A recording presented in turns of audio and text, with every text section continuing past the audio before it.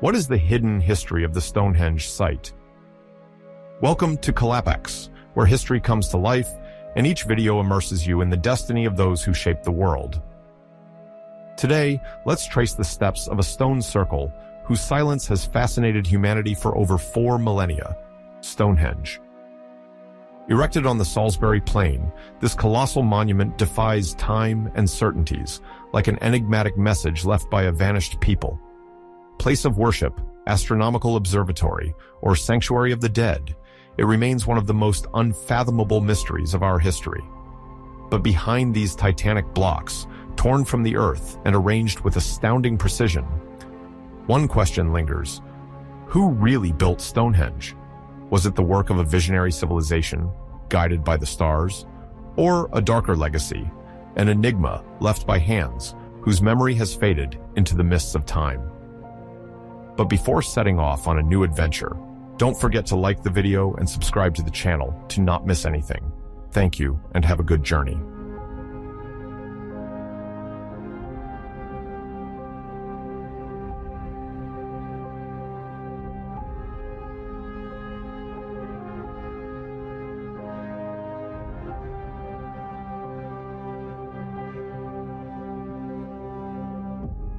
Between 6000 and 2000. Before Christ, the significant transformations disrupted the societies of Eurasia and North Africa. This was the period of Neolithization, which began in the Near East. After domesticating wheat, barley, goats, and sheep, agricultural communities settled permanently.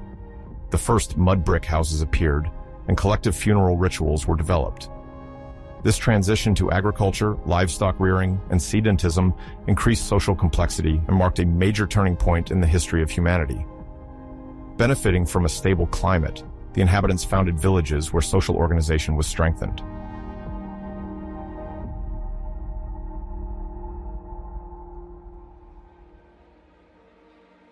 The spread of these practices reached Europe, first Greece and the Balkans, then Italy and the Iberian Peninsula up to the northern regions.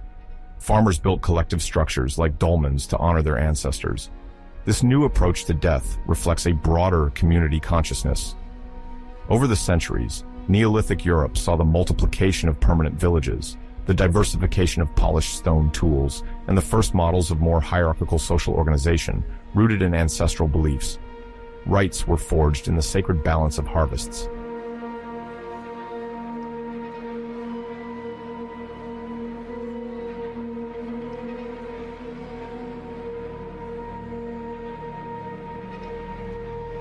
Mesopotamia, in the Fertile Crescent, saw the rise of its first city-states between the 4th and 3rd millennia.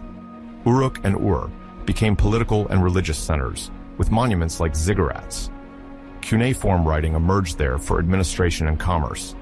Meanwhile, the Nile Valley organized around pharaohs, building great pyramids from the 3rd dynasty, mobilizing significant human resources. These vast projects illustrated a centralized state honoring its deified rulers, while stimulating the economy and unifying the Egyptian identity. The royal tombs fascinated the entourage.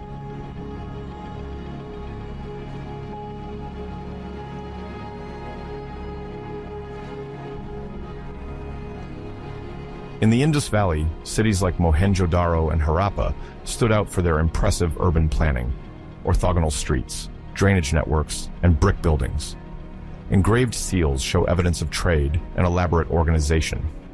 In China, the Neolithic cultures of the lower Yangtze or Yellow River began growing structures. Fortified villages, carefully arranged tombs, and refined pottery indicated the emergence of local hierarchies. Ritual practices related to ancestors gradually wove the identity of rapidly growing communities.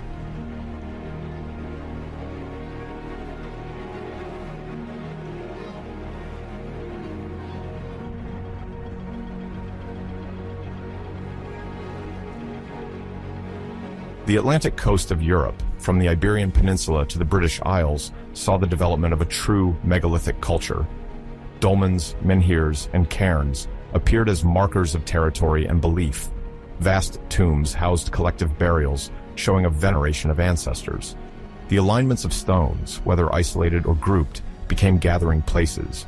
This tradition, which spanned several centuries, consolidated networks of communities sharing symbols and rituals, thus forging a common identity around colossal and enduring monuments.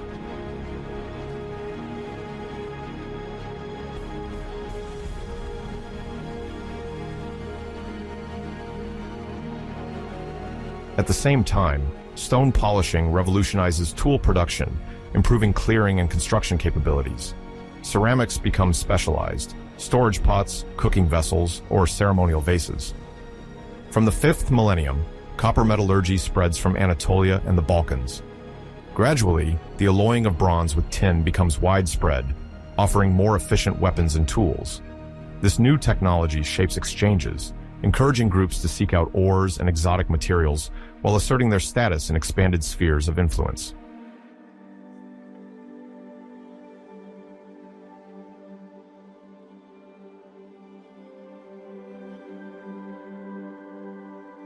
Long-distance exchanges intensify, and obsidian, an ideal volcanic rock for sharp blades, is found far from its sources. Amber, extracted from the Baltic shores, travels across the North Sea and the Mediterranean, becoming a symbol of prestige in funerary contexts. Copper circulates in the form of ingots, or finished objects, connecting the mining regions of Anatolia, Iberia, or the Alps. Land and maritime routes now link the Atlantic coast to the plains of Central Europe, while crossing the Aegean Sea. Ideas, artistic styles, and production methods also travel.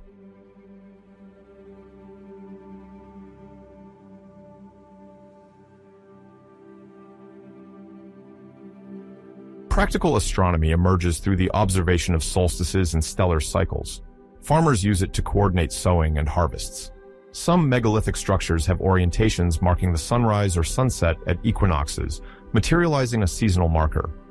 These alignments reinforce the sense of the sacred, as mastery of time conditions the survival of communities. The first calendars thus take shape, relying on the repetition of constellations observed on the horizon. This alliance between architecture and the cosmos leaves a lasting mark on rites and social organization.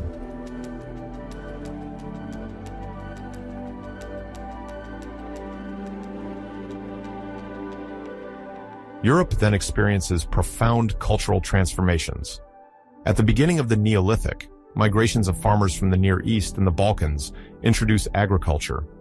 Indigenous hunter-gatherers gradually adopt these practices or coexist with the newcomers. Regional cultures emerge: painted or decorated ceramics, typical polished axes, fortified sites, and local mythologies intertwine. Exchanges favor the rise of collective ceremonial centers. The identity of each group asserts itself around its own traditions while integrating external influences. Populations concentrate in fertile valleys and rich plains.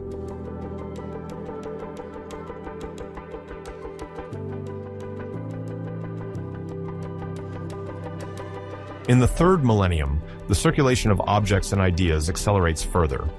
Local elites seek jewelry, prestige weapons, or luxury pottery, stimulating itinerant artisans. River routes like the Danube, Rhine, or Volga become strategic arteries, while the maritime routes in the Mediterranean and along the Atlantic coasts consolidate.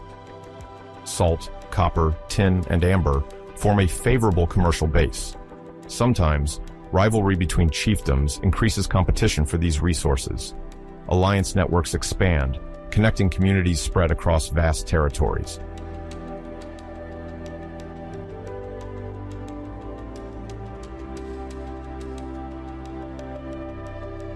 In this context, new hierarchies emerge. Prestigious individual tombs multiply, accompanied by daggers, metal axes, and precious ornaments. This phenomenon testifies to the growing power of certain lineages. Funeral rituals evolve: burials in tumuli, complex sepulchral chambers, metal offerings intended to emphasize a high status. Large festive or religious gatherings take place near megalithic enclosures, combining animal sacrifices and fertility celebrations. These mechanisms of cohesion contribute to structuring embryos of political organization clearly identifiable in archaeology.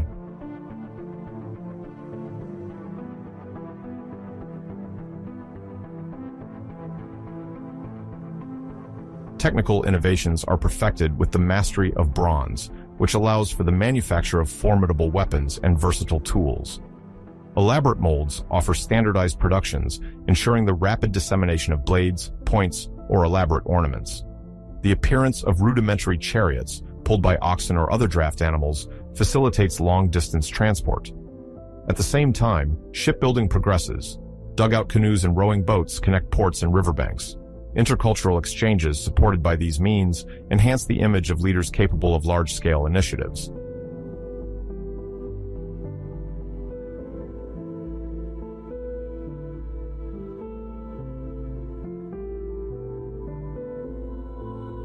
Knowledge flows and population movements also transform the genetic structure of groups. Recent DNA discoveries indicate multiple interminglings across Europe, combining Paleolithic inheritances with Neolithic contributions. Pottery and artistic motifs spread, illustrating the convergence of distinct styles. Ritual techniques, whether cremation or burial, gradually harmonize, reflecting spiritual exchanges. Pastoral practices like cattle and sheep farming expand, supported by transhumanist roots. The megaliths themselves embody the strength of shared traditions beyond borders.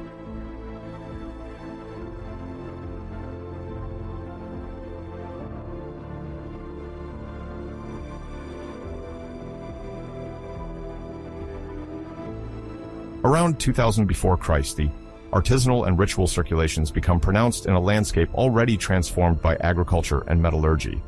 Land and sea routes now connect major centers of influence, fostering the rise of urban or proto-urban centers. Megalithic monuments, the tombs of powerful chiefs, and aligned sanctuaries punctuate the territory. Populations thus weave a network of cultural, economic, and political alliances, marking the growing affirmation of regional identities. Early techniques in astronomy, the spread of bronze, and large-scale exchanges contribute to this dynamic.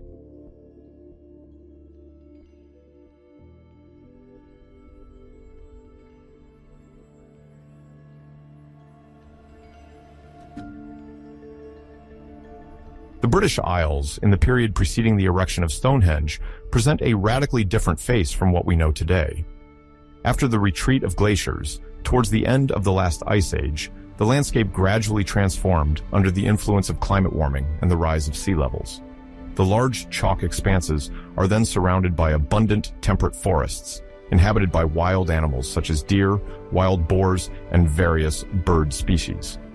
Marshy lowlands develop in wet areas, offering ecosystems rich in plant and animal resources. The still sparse human populations organize themselves around these territories to exploit shores, rivers, and forest edges in a context marked by great climatic variability and the rapid evolution of natural environments.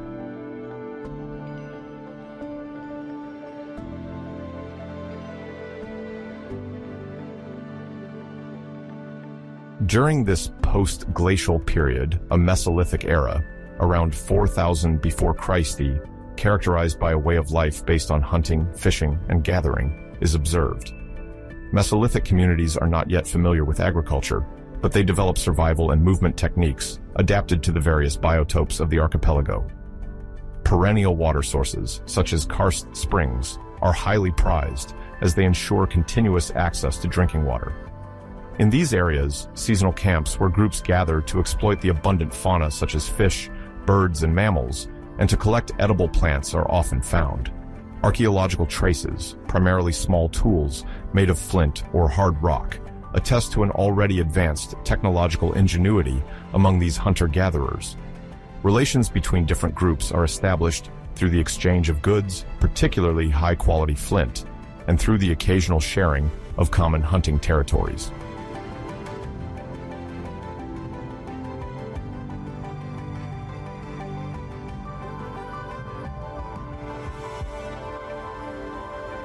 Around 4000 before Christ, a significant transition towards the early Neolithic begins, marked by the gradual introduction of agriculture and livestock in the archipelago. This transformation is often attributed to human migrations from the European continent, which bring with them new cultivated plants, notably wheat, barley, and legumes, as well as domesticated animals such as cattle, sheep, and goats. Sedentarization gradually increases, leading to the construction of the first stable dwellings and the development of sites for storing harvests. Long barrows appear to accommodate the deceased of multiple generations, reflecting a collective conception of death and ancestral memory. In parallel, the phenomenon of causewayed enclosures with interrupted ditches develops in various regions of Britain. These sites feature large, segmented ditches, leaving non-defensive passages, generally perceived as open spaces for community gatherings and ritual ceremonies. Pottery remains, sometimes very fragmented, and the presence of polished tools indicate the acceleration of technical innovation characteristic of this nascent Neolithic period.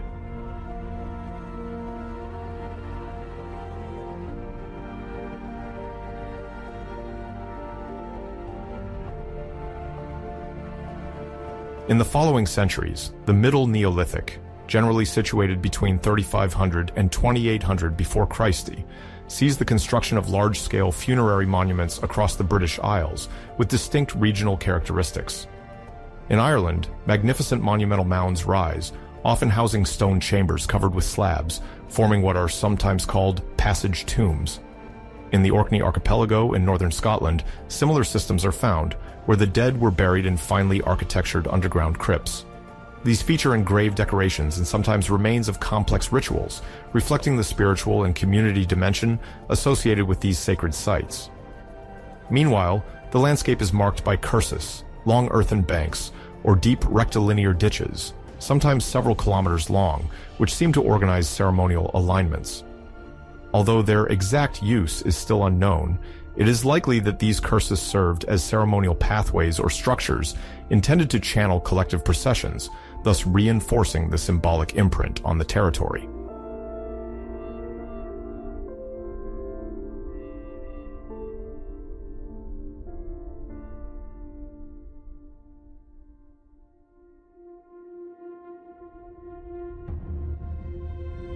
During the chronological range, approximately from 3000 to 2500 before Christ, we witness a significant evolution in the design of ritual monuments in the British Isles. Wooden circles, which appeared somewhat earlier in some cases, become more widespread and complex, while stone begins to be used to erect monumental circles intended to gather communities during seasonal gatherings, religious ceremonies, or social rites. In some regions, we also observe the emergence of henge monuments, which are circular structures consisting of a bank and an internal or sometimes external ditch, usually with one or more marked entrances. The term henge is of modern origin, but refers to quite specific archaeological content, within which the arrangement of the internal space is often crucial. Some of these sites become increasingly specialized as necropolises, hosting multiple grouped graves and sometimes successive burials over several generations. Others, however, seem dedicated to collective assemblies where individuals gather to seal alliances, make political decisions, or celebrate calendrical events. This diversification of monumental functions reflects an increasing social complexity and a desire to anchor power, ancestor worship, and community organization in lasting constructions visible from a distance.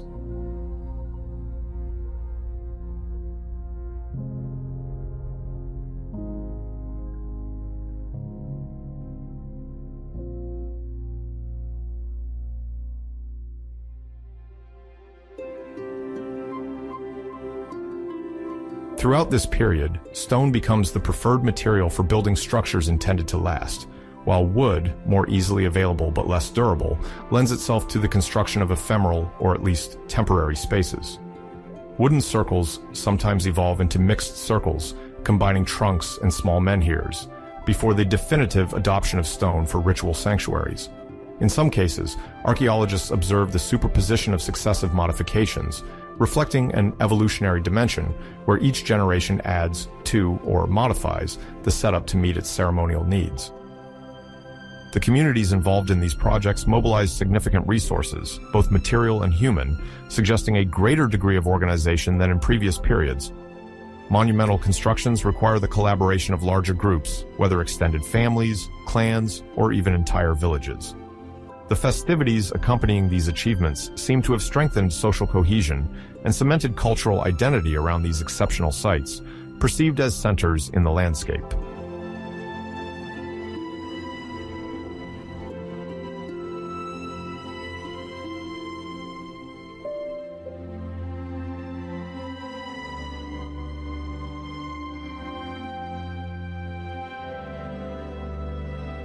While some henge sites assert themselves as burial centers, others are distinguished by the presence of ritual pits, votive deposits, or remains of collective banquets. Notably, significant quantities of animal bones are found, indicating large-scale meals during which different communities could meet to exchange news, consolidate political or matrimonial ties, and celebrate common rites. Among some Middle Neolithic peoples, the practice of megalithism is sometimes accompanied by a concern for geometry or alignment with celestial phenomena. But the evidence for practical astronomy is not always unanimously interpreted. Some researchers suggest that the orientation of some monuments might coincide with specific sunrises or sunsets, thus marking key events in the agricultural calendar, such as solstices or equinoxes. In any case, the colossal investment in these collective projects reveals a culture that places major spiritual and social value on spaces for commemoration, exchange, and gathering.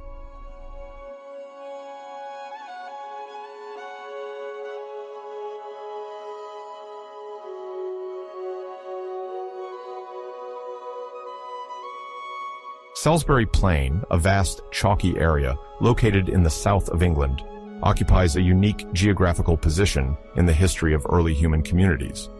Its chalk soil, often referred to as chalk in Anglo-Saxon geological analyses, is characterized by an effective natural drainage. Even after periods of rain, water does not stagnate for long as it is drained through the porous chalk layers. This phenomenon creates favorable conditions for the establishment of permanent or semi-nomadic communities.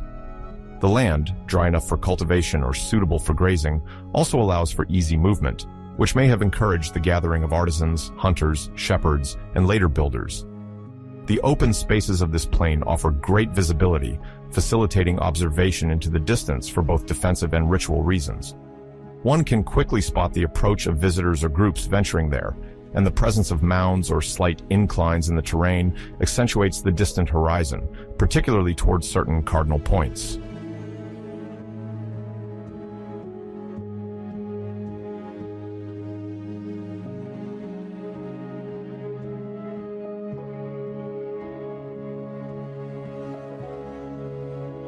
Among the natural resources, flint plays a central role.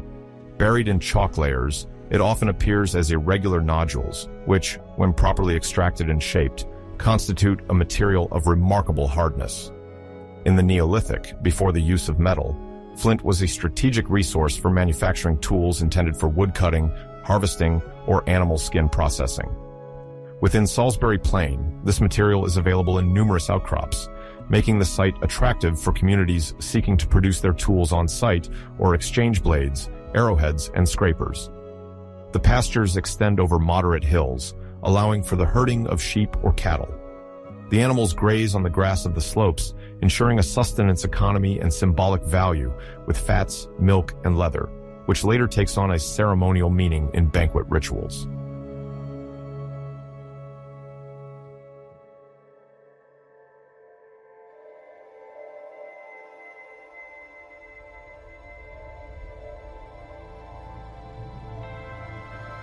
Another major feature of the plain remains its connection to major fluvial axes, including the River Avon. The latter, which flows not far to the east and south, becomes a natural corridor for the movement of populations and their goods. Travelers can go up or down the course of the Avon to reach the coast or inland. In the prehistoric context, this river communication is of crucial importance. It facilitates the circulation of resources, exotic objects, or rare materials, but also ideas and ritual practices. One can imagine a convergent space, a sort of crossroads connecting different groups who, at specific times of the year, would meet to share knowledge, goods, and spiritual traditions.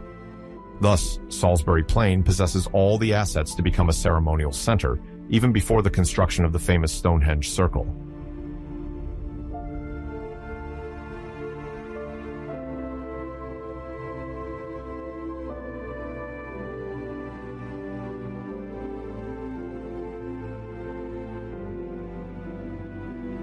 Monuments predating the stone circle testify to this ritual antiquity. The long barrows, which literally means long mounds, appeared at the beginning of the Neolithic and can be seen in the region. These elongated funerary structures, built of earth or stone, often house collective remains, sometimes associated with offerings whose meaning may relate to ancestor worship or lineage memory. In many examples from northwestern Europe, the long barrows form genuine tomb houses designed to symbolically shelter the founding grandparents of the group or even prominent chiefs. Their placement is never random. They punctuate heights or visible areas, suggesting that the staging of death in the landscape contributes to marking a community's identity. On Salisbury Plain, several of these elongated tombs have been identified to the north and west of the area where Stonehenge would later be erected. All of them predated the definitive construction of the large stone circle.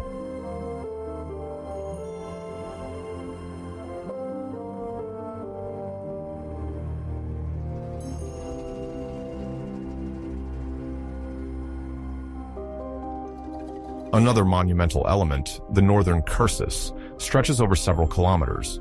This name, inherited from early antiquarians, who so named it because they imagined a Roman-era racetrack, actually refers to an immense linear structure formed of parallel ditches and embankments. According to archaeological dating, this cursus is significantly older than Stonehenge's main phase, already evoking a sacralized landscape where Neolithic populations established landmarks of spectacular magnitude. The exact functions of the cursus are subject to debate. Some see it as a ceremonial route related to the dead, possibly a funerary path, a processional corridor linking two sacred points, or a symbolic boundary delineating a privileged space. In any case, its presence reinforces the idea that Salisbury Plain, even before the great standing stones were erected, already constituted a true ritual theater. People could journey solemnly, participate in processions marking different moments of the year, or accompany funerary processions towards the heart of the plain.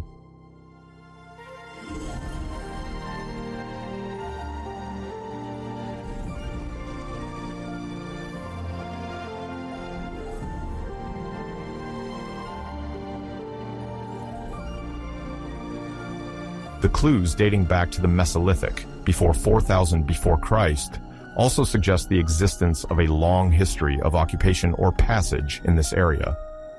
Mesolithic populations, mainly composed of hunter-gatherer fishermen, probably exploited local resources during seasonal stops. Excavations conducted in various zones around Stonehenge have revealed the presence of pits, flint tools, and remains of hearths linked to temporary settlements. The existence of perennial springs, welling up or seeping around the chalk plateau, would have offered a reliable water source, attractive to nomadic communities moving according to the availability of game and edible plants. Although sparse, the Mesolithic remains maintain the idea that an ancient attachment crystallized around these water points, conferring a special aura to the place over millennia.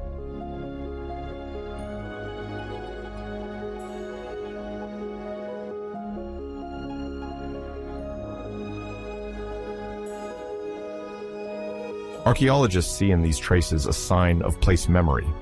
Even without lasting monuments, the regular occupation of a space can leave a cultural imprint transmitted through generations. This memory is not fixed, but it reappears when later groups in the Neolithic and then the Bronze Age decide to reinvest in certain locations where a privileged relationship between man and environment had previously been established. The presence of these Mesolithic springs, the existence of gentle slopes, and the visual openness to key horizons likely influenced the selection of this site for erecting cultic structures. Successive populations, by contemplating the places, might have perceived in the relief forms and resource availability an invitation to continue an ancestral dialogue with the landscape.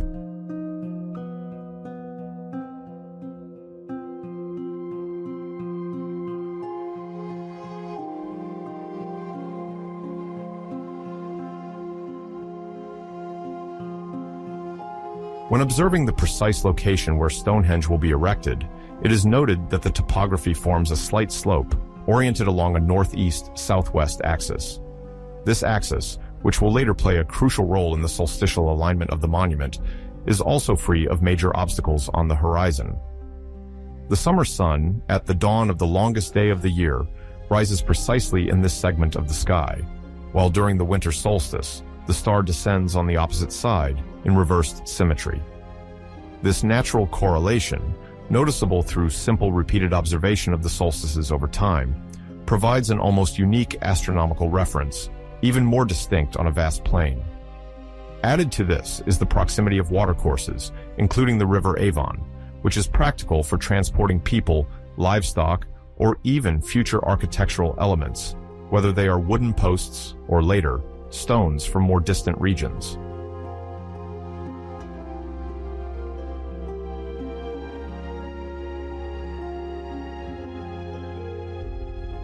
The ritual use of such a space often involves organizing ceremonial routes. One can imagine processions crossing the plain, perhaps starting from the banks of the Avon, toward funerary points like a long barrow and then toward assembly areas. The slight slope and clear horizon then play a scenic role. They allow participants to observe, from a distance, what is happening in front of or behind them as a group moves from one site to another. In an ancient religious context, where gestures and staging play a critical role, the topography partially dictates the dramaturgy of the celebration. Sounds carried by the wind, the echo of voices or drums, the sight of flames or ritual fires could resonate far, creating a sense of expanded communion over the wide expanse of the plain. It is no coincidence that numerous discoveries of ritual structures with cursus, trench enclosures, and tombs precisely line these natural corridors of movement.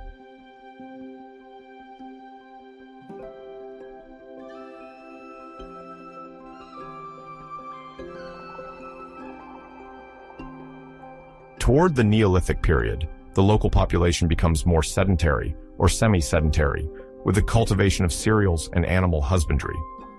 People therefore select areas capable of supporting agricultural experiments while maintaining a ritual functionality. Paleo-environmental analyses indicate that initially, the plain must have been partly wooded, more so than today with natural clearings. As people cut down trees for construction wood or to promote the growth of herbaceous plants for livestock, the landscape opens up, allowing for an expanded view. The result, observable several centuries later, is an immense, almost bare plateau, punctuated with tombs and monumental markers, forming visual and memorial landmarks.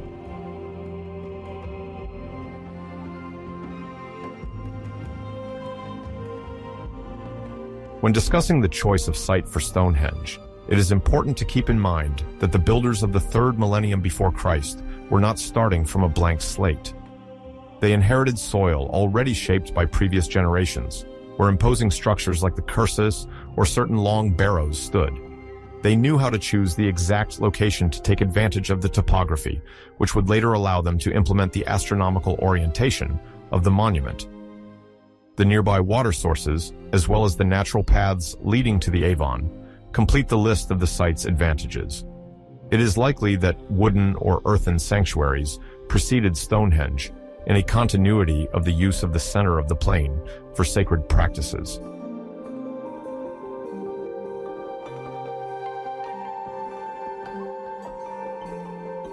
The fact that traces of Mesolithic occupation are found, however modest they may be, extends this vision of a millennia-long history woven between man and the land.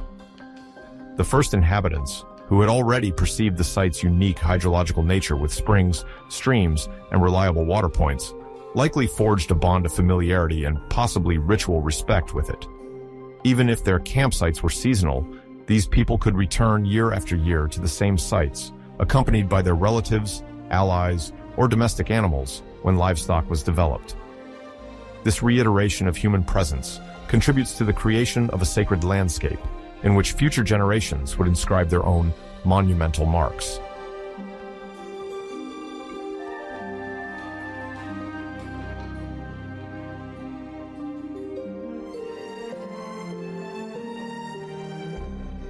As we walk across the Salisbury Plain, one can still notice today how the entire landscape seems to invite the celebration of cyclical events.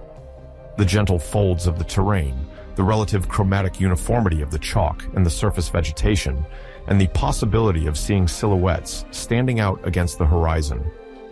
All these elements give this expanse a theatrical character. For a Neolithic group wishing to conduct a ritual, the sense of space, the reflection of light on the chalk, the distant reach of gaze towards large-scale megalithic alignments, all contribute to creating an effect of grandeur, even communal intimacy.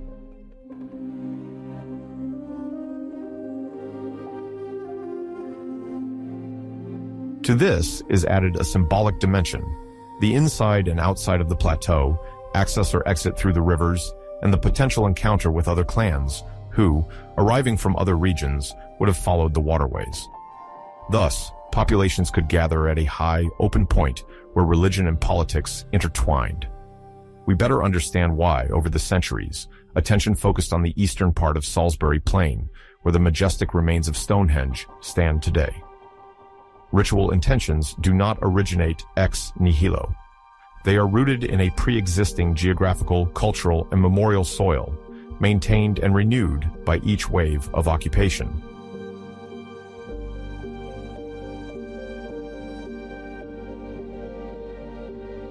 In the period immediately preceding the construction of the Great Circle, the erection of long tombs, also known as long barrows, and the development of the monumental cursus structure already establish a sacred scenography.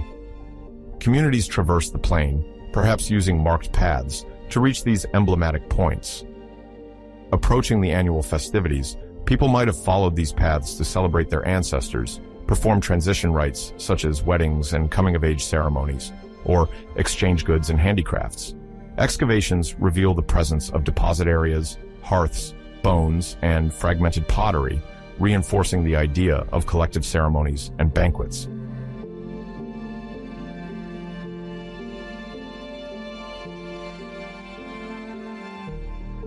The term ritual theater aptly describes the atmosphere that can be reconstructed. A vast area already regularly frequented, in which each social group recognizes spatial landmarks, notably tombs, enclosures, ditches, and embankments, while the view extends to the horizon. The topography itself serves as a stage, while the ancient monuments, less spectacular than Stonehenge will later be, form the initial scenery. The long funerary mounds, arranged to emerge from the plain, suggest that the collective memory became attached to this territory. The cursus, by its magnitude, reflects a desire to inscribe a straight path in a soft relief environment, forcing the gaze, and thus the spiritual attention, onto a particular procession corridor.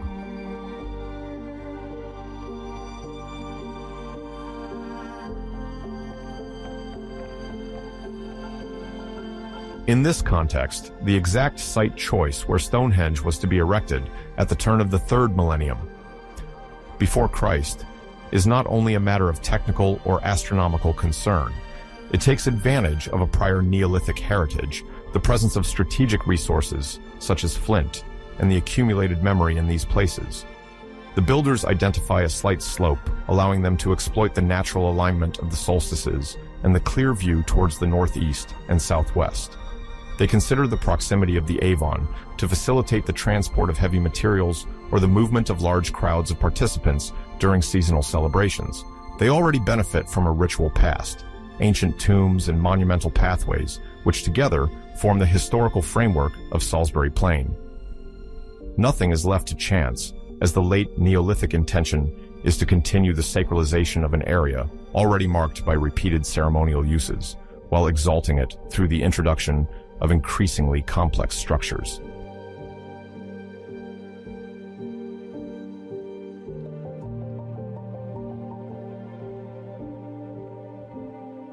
Around 3000 before Christ, in the chalky plains of Salisbury located in southern England, the first major phase of construction of Stonehenge, an iconic prehistoric monument, began. This inaugural phase is characterized by the creation of a circular enclosure called a henge, whose architecture already reflects the ritual and social ambitions of Neolithic populations. Contrary to some common misconceptions, a henge is not simply a circle of stones, but generally a large ditch dug around an embankment, sometimes adorned with monumental entrances. At Stonehenge, the particularity lies in the position of the ditch. It is located inside the embankment, a configuration often reversed compared to other sites from the same period. Excavations demonstrate that this topographical shaping required lengthy work, orchestrated by a large community. The teams had to extract and move colossal quantities of chalk, likely using rudimentary tools, such as picks fashioned from deer antlers. The final result takes the form of a vast circular enclosure equipped with monumental breaches aligned on a northeast-southwest axis. These entrances, designed to mark the sacred boundary of the site, delineate a marked path inviting crowds to transition from the everyday world to the ceremonial sphere.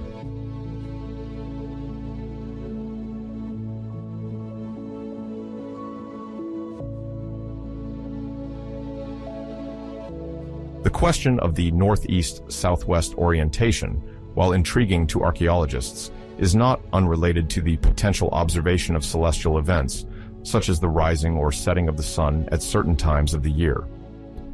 Nonetheless, during this phase, clear evidence of astronomical alignments has not yet been attested or remains subject to debate. What is certain is that the layout of this henge follows a deliberate intention to circumscribe a sacred space. The local populations, whose existence relied on agriculture and livestock, found in these collective constructions a means of expressing their identity and strengthening their social bonds.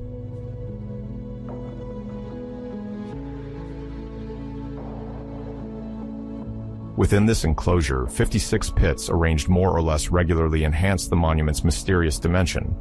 Named the Aubrey Holes, in homage to John Aubrey, the 17th century scholar who first recorded them, they form a second concentric ring.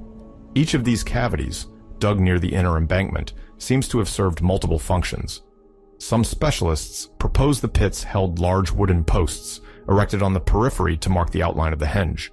Others see them as the initial location of stones, perhaps installed during later phases, or even as sites for ritual deposits. Archaeological evidence gathered also indicates that several pits contained incinerated human remains, making this ring an early cemetery.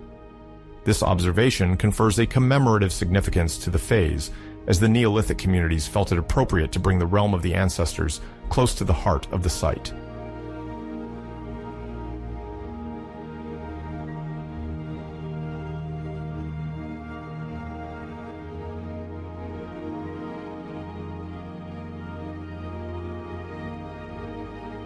The phenomenon of burial or cremation within the Aubrey Holes reveals the attention given to the cult of the dead. Far from being confined to simple isolated graves, the deceased are integrated into a large ceremonial space, emphasizing their essential role in the transmission of traditions. Cremation, a common technique at the time, involves subjecting the body to a pyre, then depositing the bone residues in the pit. This practice lends a solemn character to Stonehenge from its inception, transforming the site into a sanctuary where the living and the dead coexist.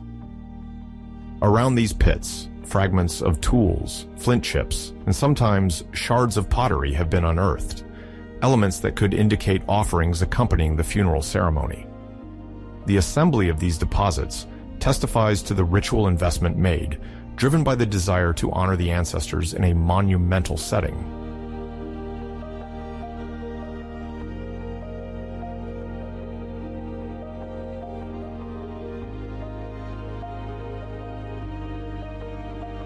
The location of the pits, just inside the ditch, has also prompted hypotheses about the ritual scenography.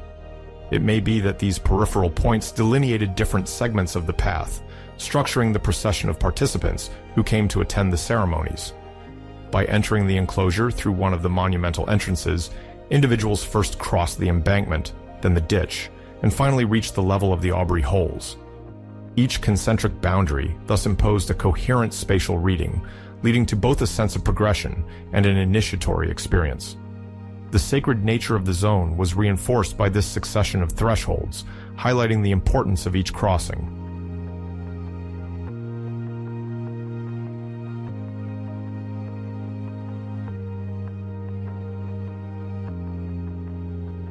The scientific debates surrounding the precise vocation of these holes highlight the complexity of interpreting such ancient structures.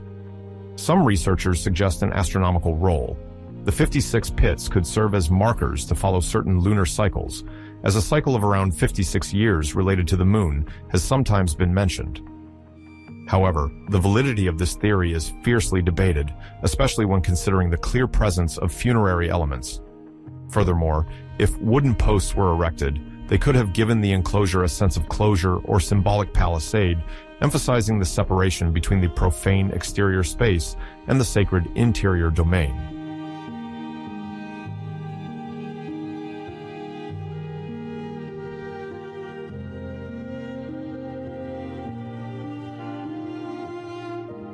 The fact that human remains were placed in these pits suggests an internal hierarchy.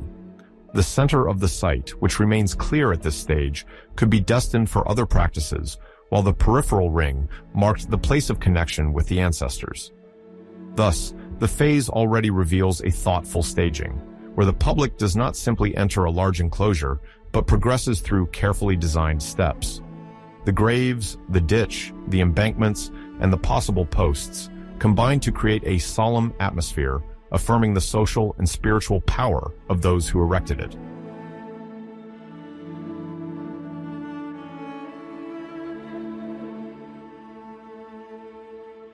The collective effort mobilized to dig this circular ditch highlights a society structured enough to undertake large projects. It was necessary not only to find the required workforce, but also to organize sustenance during the duration of the work. Neighboring groups could have participated, thereby reinforcing territorial alliances and exchanges of know-how. Taking part in the construction of such a monument was probably a way to affirm one's belonging to a regional identity or to establish a clear demarcation vis-à-vis other communities. The completed enclosure was not just a simple visual landmark in the landscape, it became a true symbolic center where people gathered for cyclical rites marked by natural or calendrical elements.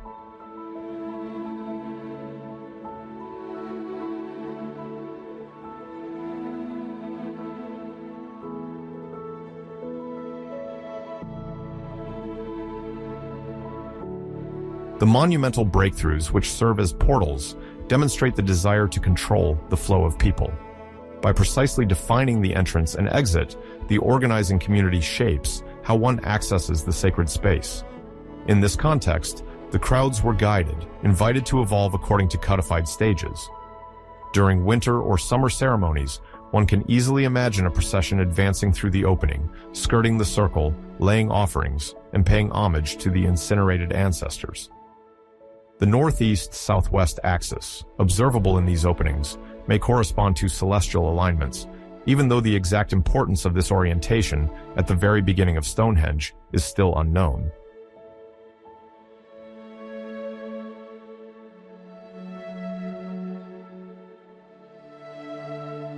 The bone remains extracted from some Aubrey pits show that Stonehenge served as a cemetery from this period. The catalogued calcined bones indicate the predominance of cremation, as was common in Neolithic Britain. Archaeologists see this as a gesture marked by strong symbolic charge, converting the body into ashes and placing it in a space that is both protected and open to visitation. This use of a collective monument to honor the dead reinforces the idea that, for these societies, the ancestors remain present in daily life. In a world without writing, inscribing the memory of the deceased in a monumental structure constitutes a powerful way to preserve their memory.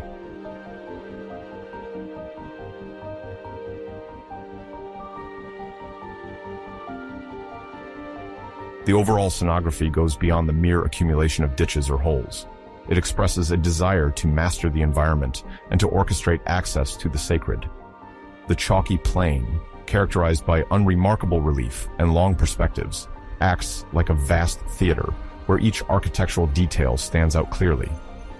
Visitors could already see from afar the circular contour, perceived as a symbolic boundary to cross. In this large enclosure, the 56 pits punctuate the circumference like a ritual partition, each hole potentially being a memorial marker, a pole location, or a grave.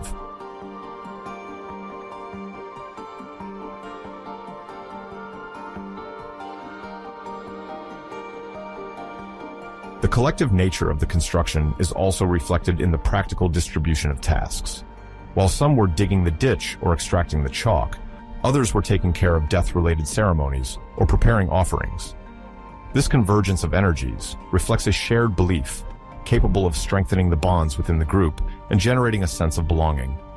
Local resources, such as the abundant flint in the chalk, could provide essential tools, while managing the workforce required notable organizational skills. In fact, the henge enclosure is not just a technical feat. It illustrates the spiritual depth of a community that invests in a place to establish a continuous dialogue between the living and their ancestors.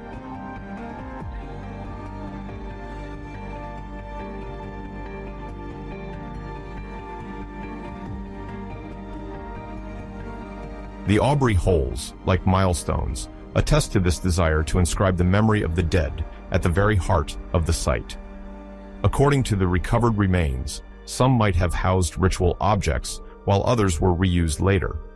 This plurality of uses makes their function all the more difficult to define with certainty. It is not excluded that the initial role of some pits may have varied over time, with successive modifications. In any case, their systematic presence on the inner perimeter of the ditch establishes the sacred dimension of the enclosure. One can imagine that during the ceremonies, the city of the living met the city of the dead, sealing an invisible pact that spanned generations.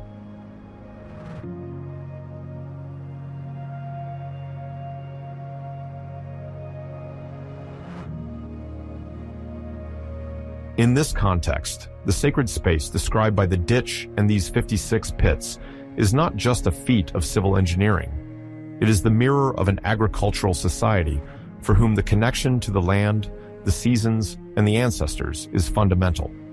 The henge, typical of certain regions of Great Britain, reminds us that these communities have integrated the construction of large monuments into their world view. And while many details of the exact rituals are still unknown, the topographic layout, the axis of the entrances, and the presence of burial pits suggest the magnitude of what these collective gatherings could represent. Through the study of chalk layers, calcined bone remains, or the rare abandoned objects, archaeology gradually reveals the foundational role of this phase in the history of Stonehenge.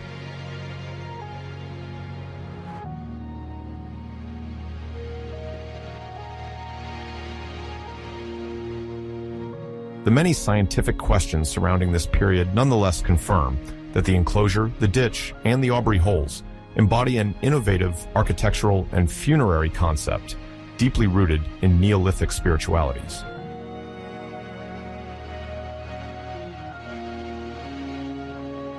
When one delves into the monumental history of Stonehenge, two types of emblematic lithic blocks are discovered: the imposing sarsens and the mysterious bluestones, often called bluestones. The latter are smaller than the sarsens, but spark great archaeological interest because their origin lies several tens or even hundreds of kilometers to the west, in the southwest of Wales.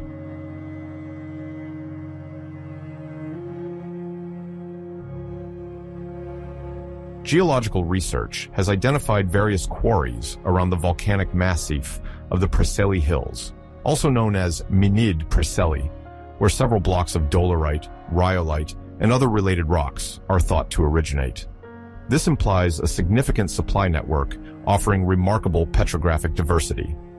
Some samples reveal whitish patterns in the dolerite, a characteristic that has earned this variety the nickname spotted dolerite. To the curious visitor, it seems surprising that a Neolithic society could mobilize so many resources to extract and transport these blocks over long distances without modern mechanical means.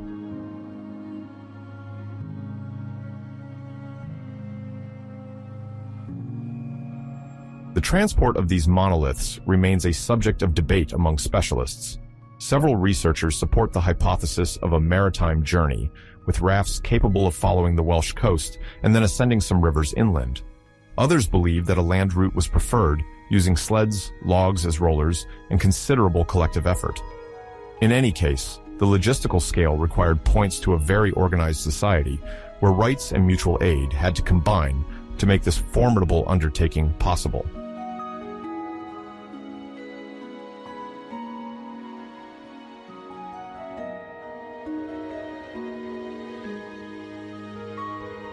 Archaeological experiments conducted in the 20th and 21st centuries show that a group of several dozen people can move a block of several tons on wooden rollers, provided they coordinate their effort and have suitable routes. Collective rituals, sometimes invoked to explain the motivation behind these vast projects, could have offered a conducive framework for cooperation. One can imagine processions, chants, or even offerings accompanying each stage of the journey, thereby reinforcing the sacred value of each bluestone.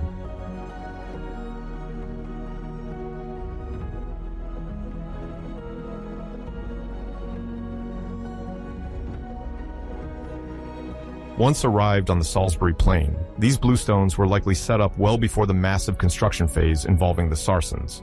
Archaeologists believe that an initial arrangement formed a circle, an oval, or at least an internal grouping at Stonehenge. Post holes and evidence of supports suggest several attempts at organization or even successive experiments. In these early configurations, the builders could test the resonance of the stones, their possible alignments, and the visual effect produced on the crowd present during ceremonies. It is therefore not excluded that at this time they were experimenting in order to optimize the ritual function of the monument in development.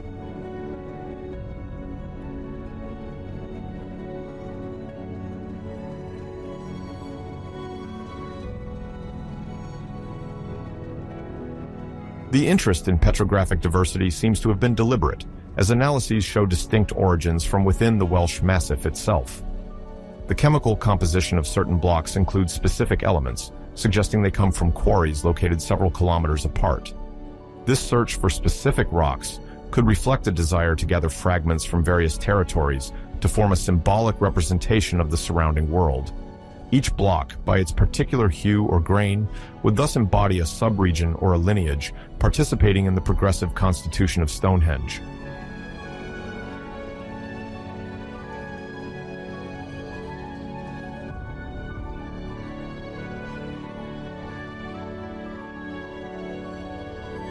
This search for the distant holds great importance in the ritual interpretation of the site. It is likely that bringing stones from distant geographical spaces intensified the sacred dimension of the monument. In many ancient cultures, honoring what comes from outside allows different communities to be linked while highlighting the influence of those orchestrating these transfers. The tributes paid to the Welsh rocks could thus symbolize both material union and the recognition of forces or supernatural entities associated with these distant hills.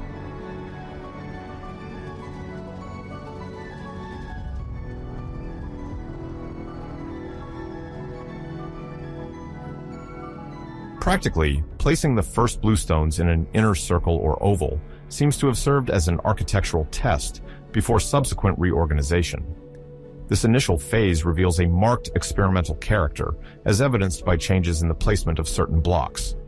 The builders were likely attempting to find the best orientation for their rituals, whether for funerary ceremonies, solar observations, or other sacred manifestations.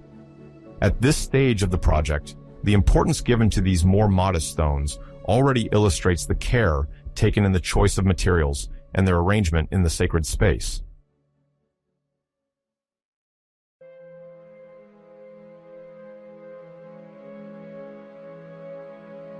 Indeed, the notion of sacred distance is often mentioned to explain the desire to associate Stonehenge with distant materials. Neolithic populations could estimate that by bringing monoliths from remote places, they were establishing an invisible bridge between their sanctuary and other geographical or spiritual spheres. Thus, the site welcomed part of the Welsh countryside, weaving links that exceeded the strict limits of the Salisbury plain.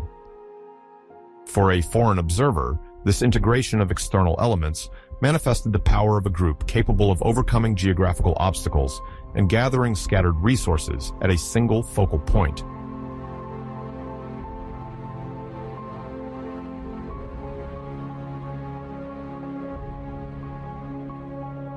In these early arrangements, the exact function of the bluestones remains partially undetermined, but a ceremonial use linked to ancestor worship, the celebration of seasonal cycles, or a symbolic sonography of the passage between life and death is already suspected.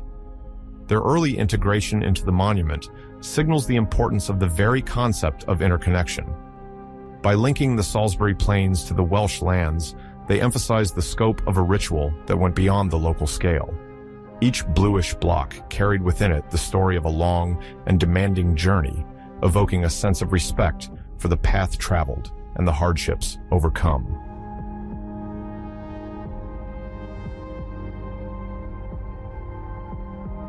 The study of their minerals also reveals unique acoustic characteristics.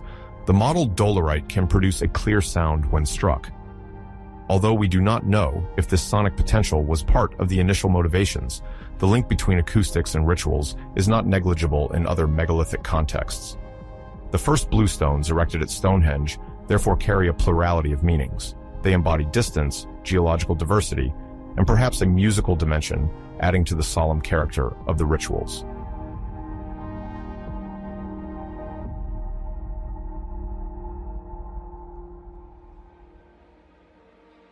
According to specialists, the initial arrangement of these stones was modified several times before Stonehenge adopted its iconic form with the large enclosure and imposing trilithons in sarsen.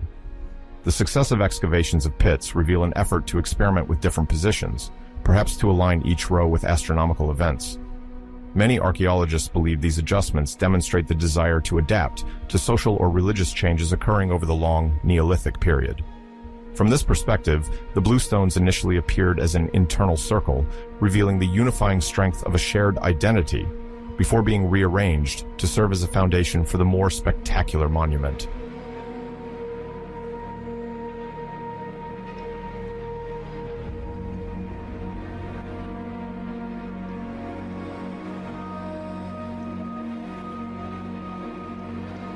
Finally, the symbolic approach of the distant clarifies Stonehenge's social function as a site of interregional assembly. Gathering monoliths of various origins was like uniting dispersed communities on a mythical level, while demonstrating the prestige of those able to ensure this logistical feat. Chronologies place the initial installation of the bluestones around 3000 before Christ, or perhaps a little later, and suggest they served as a pivot in the site's gradual transformation. Many civilizations later developed their own megalithic monuments, but the act of importing distant stones remains a notable feature at Stonehenge, giving the ensemble its first distinct signature. In the eyes of the modern public, these bluestones remind of the anticipation and organization capabilities of relatively complex prehistoric societies, and ones that remained deeply united.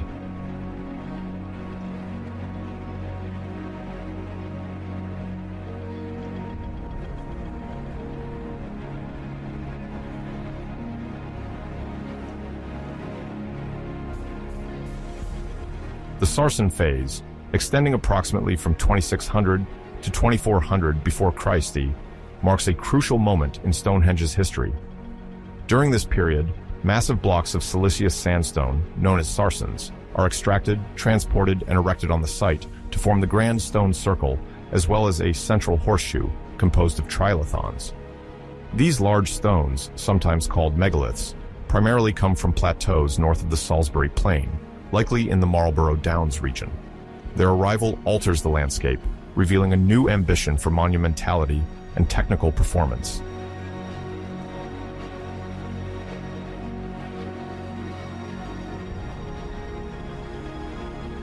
Each sarsen is distinguished by considerable volume and weight, often exceeding 20 tons, which requires high-level logistical expertise. To extract these blocks from rock outcrops, experienced cutters use various methods, including the use of wooden wedges soaked in water, or employing fire and water techniques to crack the stone. Once detached from their natural matrix, the blocks are shaped to remove the most troublesome roughness. Monoliths that are more or less regular are then obtained, readying them for transport, which remains one of the major challenges of this phase.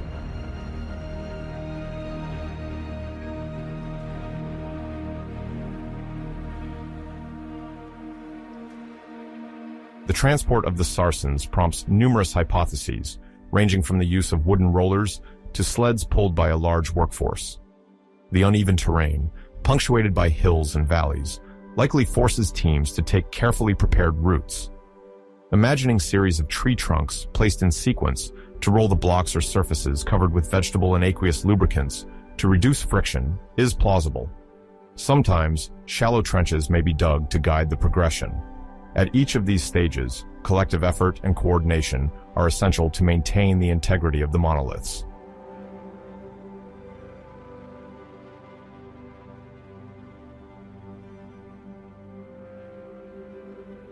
Once arrived at Stonehenge, the blocks must be erected in a specific order to create a closed outer circle and an inner horseshoe. The resulting architecture relies on the concept of vertical uprights topped with horizontal lintels, which are securely fixed using mortise and tenon joints. This locking system, similar to what is found in carpentry, ensures the stability of the whole despite the imposing size of the stones. This is a true feat for the time, demonstrating the desire to design a monument that not only positions monoliths, but connects them into a coherent structure.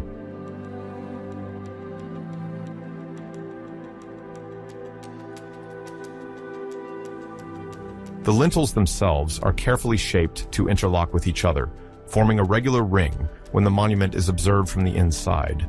To refine this effect of homogeneity, the builders use splayed shaping techniques, meaning they give a slight inclination to the faces of the blocks. Thus, when viewing the circle from the center, the overall perception of the stones remains visually harmonious. The rebates carved into the lower part of the lintels serve to stabilize them on the uprights, while the tenons fit into adapted mortises, ensuring a robust junction.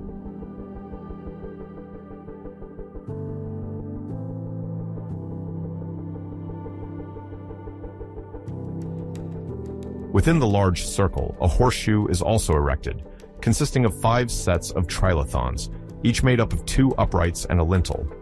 Arranged along a main axis oriented approximately northeast and southwest, these trilithons form a kind of monumental heart, giving a hierarchical character to the layout. The largest of these trilithons, often referred to as the central trilithon, reaches a height of over 6 meters, creating an impressive focal point. The others are arranged around it, slightly less imposing, but equally meticulous in their execution. The whole grants a scenic depth to the interior space.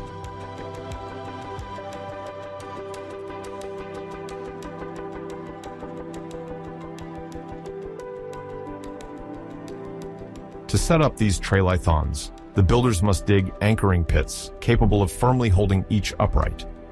The blocks are lowered slowly, sometimes with the aid of ropes and wooden scaffolding, before backfilling the pits to stabilize the structure.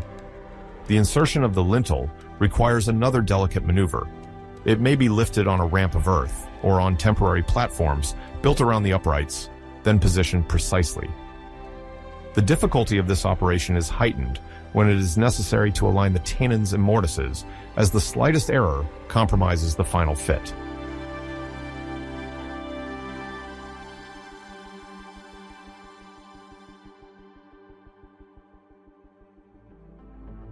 The builders must also take into account the distribution of forces and stresses exerted by the weight of the lintel on the uprights. Variations in height, width, and shape of the stones can accentuate the stresses, requiring adaptation of each trilithon to the exact profile of its immediate environment. Furthermore, the preparation of the contact surfaces proves crucial. A rough polishing or partial smoothing of certain faces helps to improve support. Sometimes traces of percussion or abrasion can be detected, indicating the effort made to shape the stone to a precise design.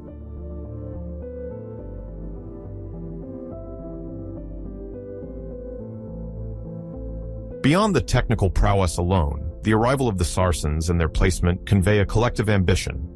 The communities of the region must have mobilized significant material and human resources, demonstrating an unprecedented organizational capacity. This political and social dimension is evident in the scale of the project. The need to coordinate different teams, plan the extractions, manage the feeding and housing of hundreds, if not thousands, of people. This implies a hierarchy, a clear distribution of roles, and a common desire to build something exceptional, capable of marking the collective imagination.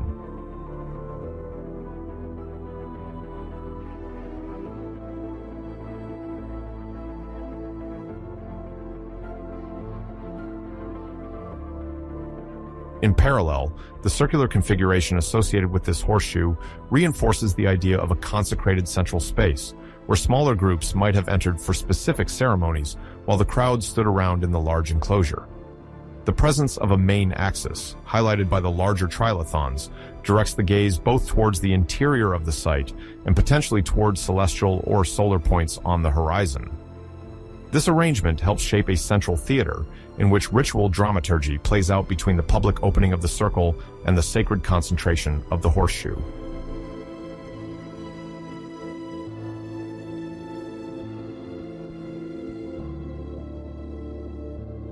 Visibly, this sarsen phase employs architectural innovations that go beyond the mere juxtaposition of monumental stones. It's about staging, calculated symmetry, and anticipation of viewpoints. The builders aim to direct the attention of participants or witnesses, highlight an axis, and differentiate an inside from an outside. In this sense, the distinction between the large circle and the more restricted horseshoe illustrates the desire to hierarchize spaces. The center becomes a privileged place, likely reserved for rituals or individuals with a particular role within the community.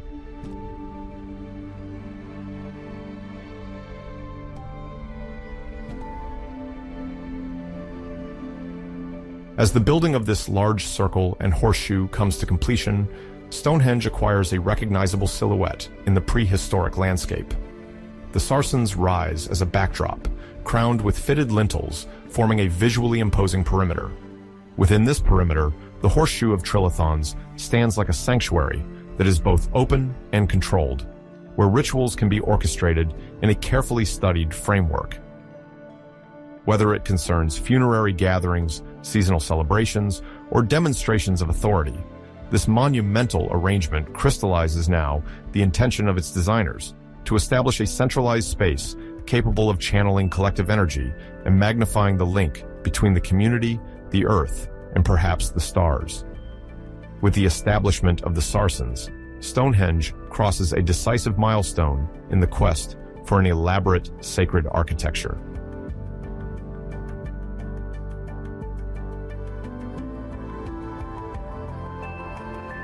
At the beginning of the 3rd millennium before Christ, as Stonehenge sees its first large stone structures rise, a specific arrangement gradually takes shape in the landscape, an avenue that connects the megalithic circle to the river Avon.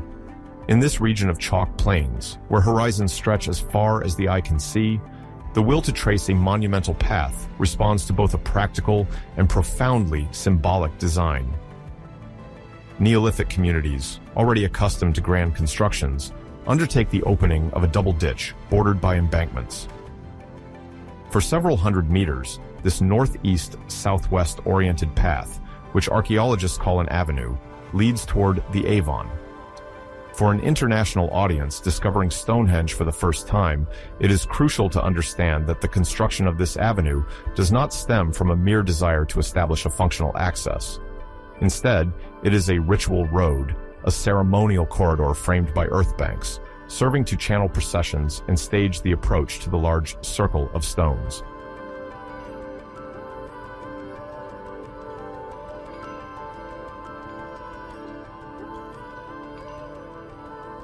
The embankments that line this path rise above ground level and allow a clear distinction between the interior and exterior spaces. At the time, one can imagine crowds marching, torchbearers or other lighting means, and processions sometimes accompanied by ritual chants moving along this sacred corridor. Between the two ditches, the ground is potentially packed or cleared of vegetation, making passage easier. This avenue literally guides the steps of the celebrants toward the heart of Stonehenge, this central place where several functions are articulated: funerary, astronomical, political, and social. But the most striking element remains the orientation of the layout. The northeast-southwest axis, precisely aligned with the solstitial alignment, plays a fundamental role in the readability of the space and in the immersive experience of participants.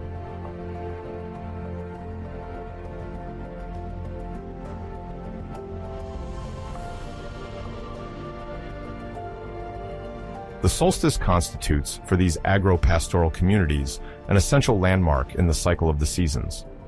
Prehistoric farmers, dependent on natural rhythms for sowing and harvesting, seek to identify stable reference points in the sky. The sunrise at the summer solstice, toward the northeast, and its setting at the winter solstice, toward the southwest, mark two pivotal moments of the year. At Stonehenge, this axis has become the true backbone of the monument. The avenue extends this direct line toward the river Avon, so that if one positions themselves at the center of the circle and looks toward the main entrance, they follow exactly the corridor that aligns with the most anticipated celestial events of the prehistoric calendar. This dual polarity, summer solstice and winter solstice, illustrates a conception of time where light and darkness oppose and renew each other, rhythm the agricultural life, but also spiritual life.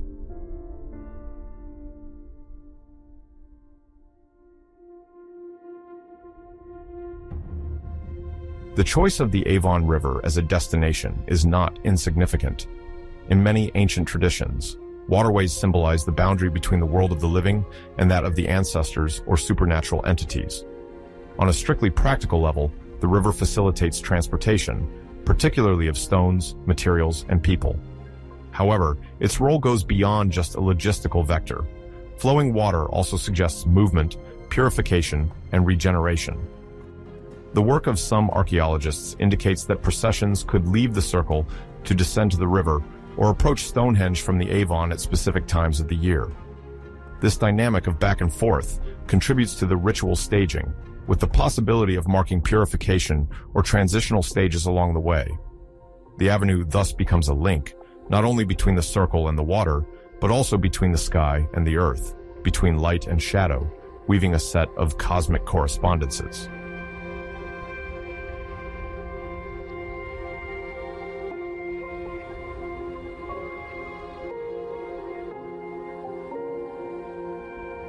On the layout side, in line with the main entrance, there is a particularly striking stone, known today as the heel stone. This block, solid with the landscape, sometimes isolated even before entering the stony enclosure, constitutes a major visual marker. Positioned to indicate the alignment towards the summer solstice, the heel stone stands as a fixed landmark, around which one can imagine a play of shadows and light when the sun rises on June 21st. This phenomenon reinforces the idea of an open-air theater, where the solar star sliding above the horizon seems to come and embrace the stone, then culminate above the entire monument. At the winter solstice, conversely, it is towards the inside of the circle that the sun appears at the end of its journey on this southwest axis, before disappearing beyond the horizon as if sinking into another world. This almost scenographic contrast reveals how much the mastery of such orientation required solid knowledge of the sun's annual movement. This was not a happy accident, as the builders knew the star's exact trajectory, having observed the solar course at dawn and dusk for many seasons.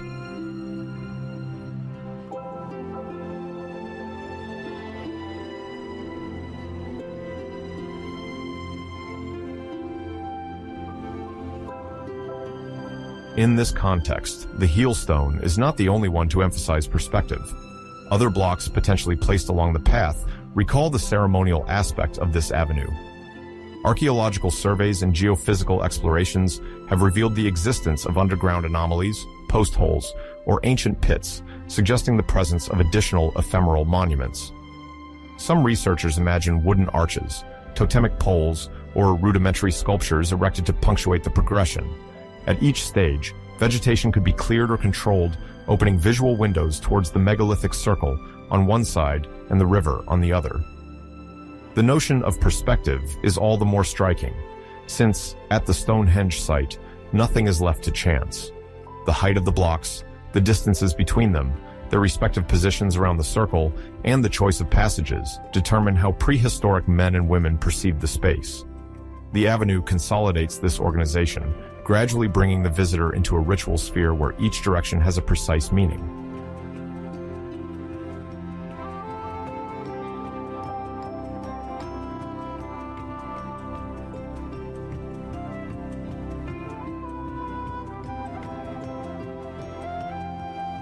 This link between the stone circle and the waterway also fits into a social calendar logic. Archaeologists agree that gatherings at Stonehenge must have corresponded to key moments of the year, particularly during solstices or other important seasonal phases for agricultural communities, such as the end of the harvests or the beginning of the livestock breeding period. The populations, sometimes coming from far away, took advantage of these gatherings to renew their bonds, exchange goods, and organize funerary or festive ceremonies. The presence of the avenue probably helped to organize the arrival of participants, structure the processions, and establish a sacred protocol of collective movement. One can imagine that behind this avenue was a true scenography built around a solemn march, intended to impress the minds and inscribe in the common memory the importance of the site and the prestige of those in charge of it.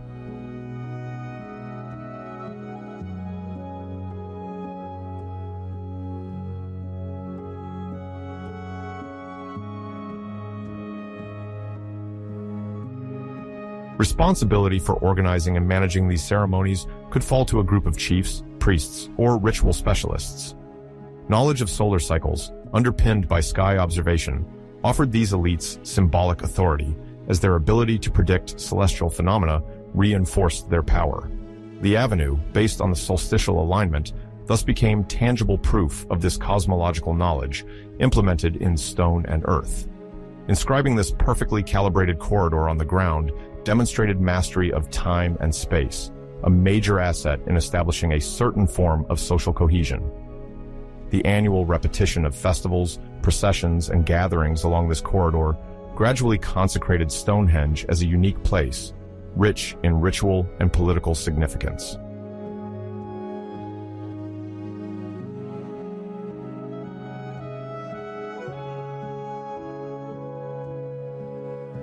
To understand the scale of this enterprise, it is essential to mention, even without dwelling on it, the volumes of earth moved during the digging of the ditches.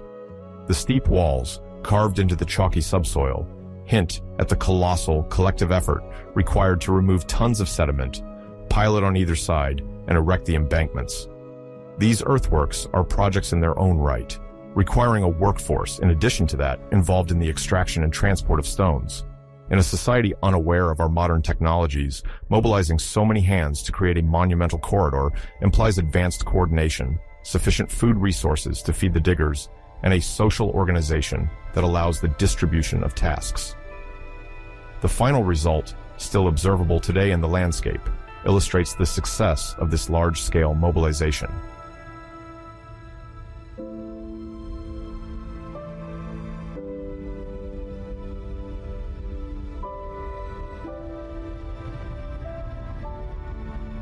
At both ends of the avenue, there is a strong connection between the terrestrial world, the aquatic world, and the celestial world. On one side, the main circle of Stonehenge, impressive for its sarsen blocks and its famous trilithons, appears as a sacred space marked by solstitial alignment. On the other, the Avon River, a fluid element that winds through the valley and links the plain to other territories, symbolizes passage and openness to the outside. Between the two, the avenue serves as an axis of transition and direction, allowing the human flow to be guided and at the same time, charting an astral path where sunrise and sunset meet. The ceremonies that take place there culminate at the time of the solstices, but it is likely that other moments of the year are also honored in connection with the local agro-pastoral cycle.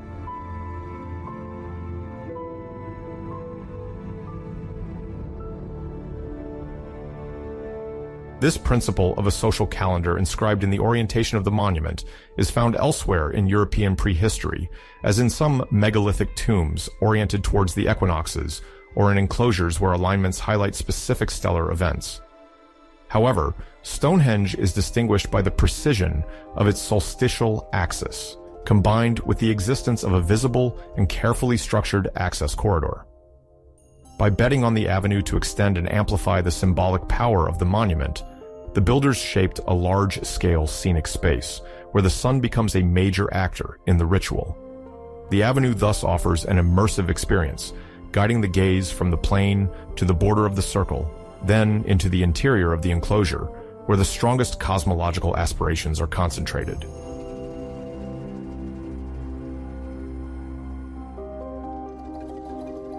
If we place ourselves today in the footsteps of these late Neolithic men and women, we can imagine the gradual approach to the site along the avenue in the early days of summer. The long earth corridor, still wet with morning dew, reflects the growing glow. The embankments rise on either side, giving an almost theatrical atmosphere to the group's advance in procession. On the horizon, the sun slowly emerges from the northeast, flooding the path with golden light. Continuing the walk, one sees the silhouette of the standing stones rising at the crossroads of the road and the sky. The heel stone gradually stands out, marking the critical point where sunlight strikes the axis. At the exact moment of sunrise, an intense beam crosses the corridor to strike the inner facade of the Great Circle. Songs may rise, celebrating the renewal of light and the promise of a growing season for crops. Walking the avenue at winter solstice in the opposite direction offers a different, more minimalist spectacle, almost crepuscular. It is then about accompanying the sun to its setting, in a darker atmosphere, perhaps charged with more somber or introspective emotion.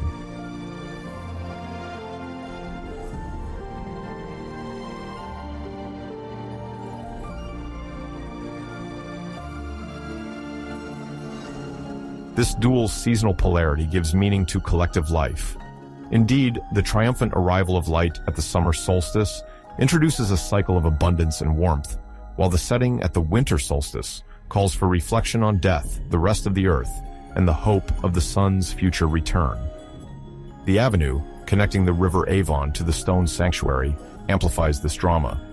Such a setup suggests that the conception of the site goes far beyond the mere desire to build an isolated place of worship. It is a coherent ensemble, combining local geography, solar cosmology, and human trajectories. This interweaving of intentions makes the avenue a key element in understanding the functioning of Stonehenge and the deeper motivations of its builders. It goes beyond connecting two physical points. It embodies the junction of two worlds, that of the living and that of the ancestors, and reveals the central place of the cosmos in the consciousness of Neolithic populations.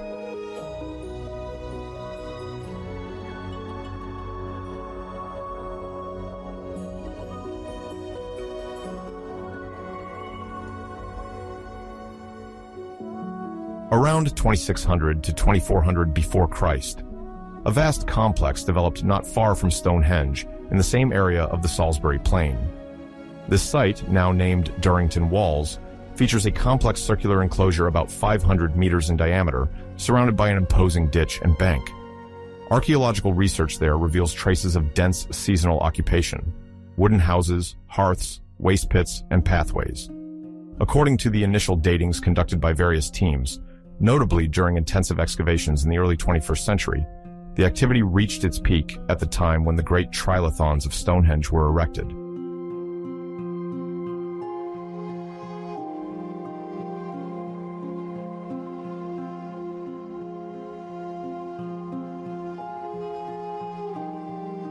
The geographical location of Durrington Walls is not accidental. It lies along the River Avon, a body of water navigable by small boats, connecting the chalk plains to more distant regions. This proximity provides direct access to varied resources and facilitates the movement of people, animals, and materials. Inside the vast enclosure, archaeologists have identified rows of post holes and plans of round buildings, often compared to late Neolithic houses. These structures, built of wood, testify to an intense community life, punctuated by collective gatherings.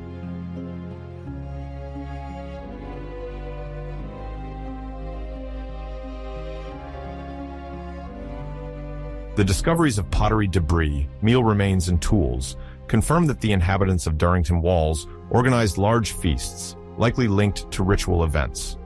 Analyses of bone remains, predominantly pigs, show that a large part of the animals slaughtered was consumed during seasonal ceremonies. In this context, the provision of meat was not just a dietary need. It symbolized the commitment of each clan or family to building or consolidating alliances. Archaeologists suggest that people from different regions gathered to participate in the activities, strengthen social ties, and honor various deities.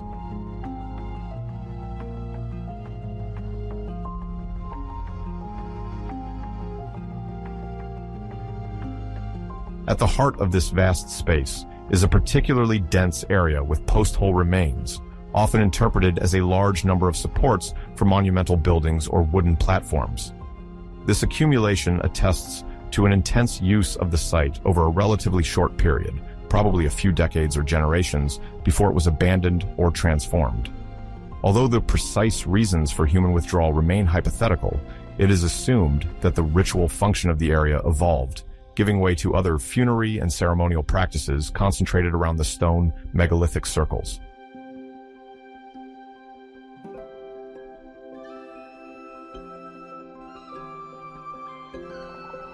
The term "builder's city," proposed by some specialists, illustrates the idea that at Durrington Walls, a considerable population, partly traveling from other regions of the British Isles, gathered to participate in the grand works around Stonehenge. The remains of thousands of pottery shards, often decorated, and the significant quantity of cattle bones prove a substantial logistics operation. The living conditions in this temporary camp, active especially during certain seasons, suggest a highly structured collective organization where the management of resources, talents, and know-how responded to common cultural or spiritual objectives.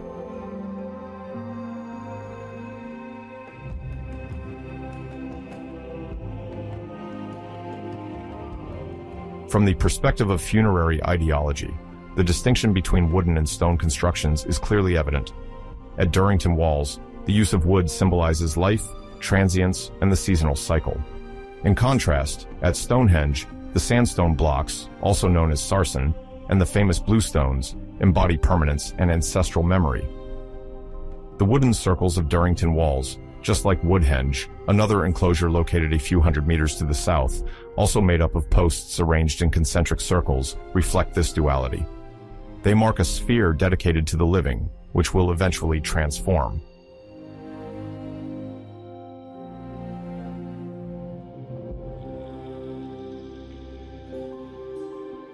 Woodhenge, discovered in the early 20th century through aerial photography, is a site that comprises 6 concentric circles of holes intended to hold massive wooden posts.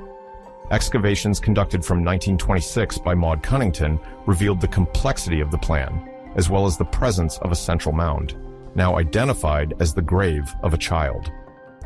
Although it is difficult to know precisely the nature of the rituals that took place there, this combined use of wood and circular space suggests a ceremonial role, possibly related to solstice celebrations, veneration of recent ancestors, or cyclical community cults.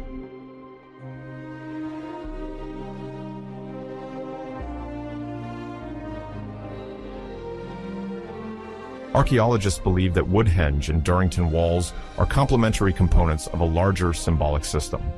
The presence of numerous dwellings at Durrington Walls, associated with the discrete monumentality of Woodhenge, shows the importance given to social gatherings and commemoration processes.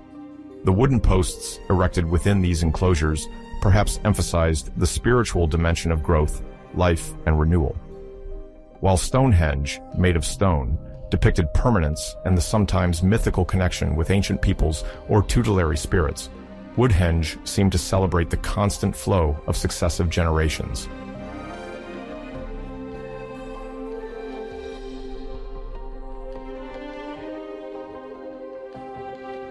The examination of food remains discovered on various sites around the Salisbury Plain provides insight into the importance of ceremonial feasts. Isotopic analyses, notably those focusing on strontium and oxygen, indicate that some animals consumed came from regions located several hundred kilometers away. Pigs raised in distant geographical areas were brought alive and then slaughtered on site at specific times. This phenomenon, often interpreted as foundational banquets, reinforces the idea of occasional gatherings during festive episodes marked by groups coming on pilgrimage or diplomatic visits.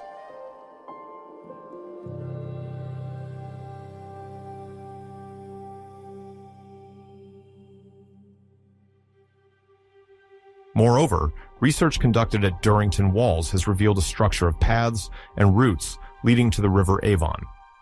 This configuration suggests that participants in the rituals could move between the wooden complex and the stone circle using light boats. This back and forth fits into a cycle of life and death, often mentioned by specialists to explain the dynamic between Durrington Walls and Stonehenge. One would join the ephemeral site to celebrate, share, and build, then navigate to the megalithic site to honor the lasting memory of ancestors.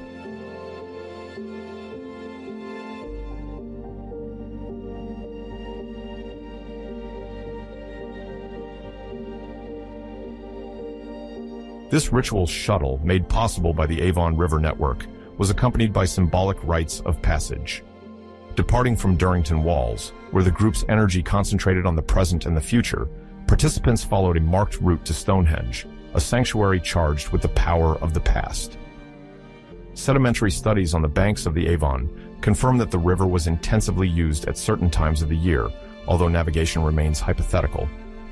Topographical clues suggest that processions, on foot or by boat, could punctuate the major phases of construction, linking the builder's town to the stone circle.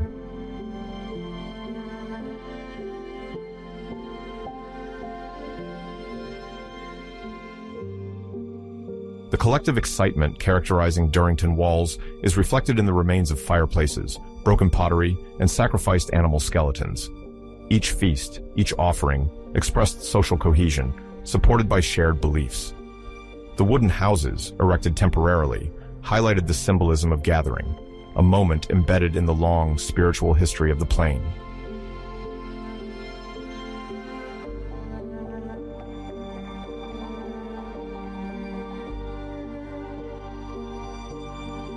Between approximately 2400 and 2200 before Christ, a remarkable new phase began at Stonehenge in the arrangement of the main circle.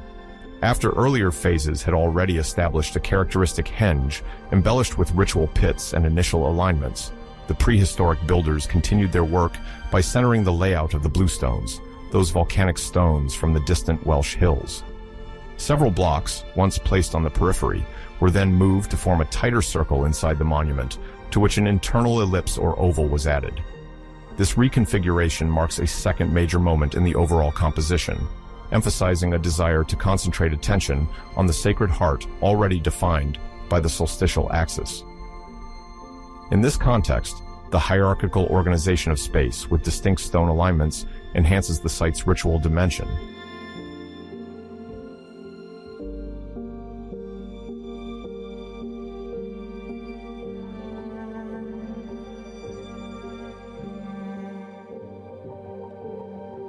At the center of this new configuration, a striking element draws the attention of researchers and fuels speculation for centuries, the so-called altar stone. It is composed of a fine-grained and shimmering sandstone, probably broken or adjusted at the time, and has mica deposits that give it a slight sparkle in the sun. This stone, wider and flatter than the other blocks, is installed in a way to symbolically dominate the central space. Several archaeologists see it as a focal point intended for offerings or funerary ceremonies, while others propose it may have served as a visual marker during certain seasonal rituals. In any case, the installation of this distinct block highlights the pursuit of a powerful combination between local and distant materials.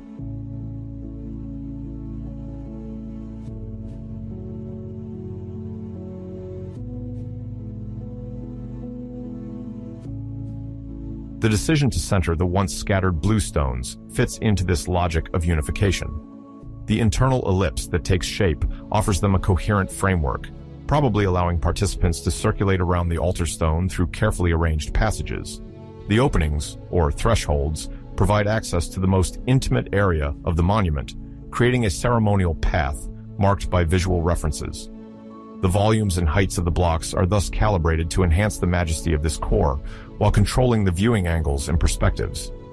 The polished or carved surfaces of some blocks contrast with others left in their raw state, emphasizing the intention of playing on the diversity of textures.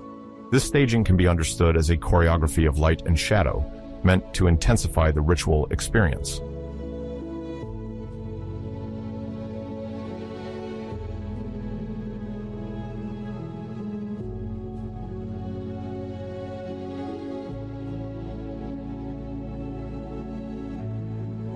Through excavations, archaeologists have noted various traces of successive movements or rearrangements within this internal setup.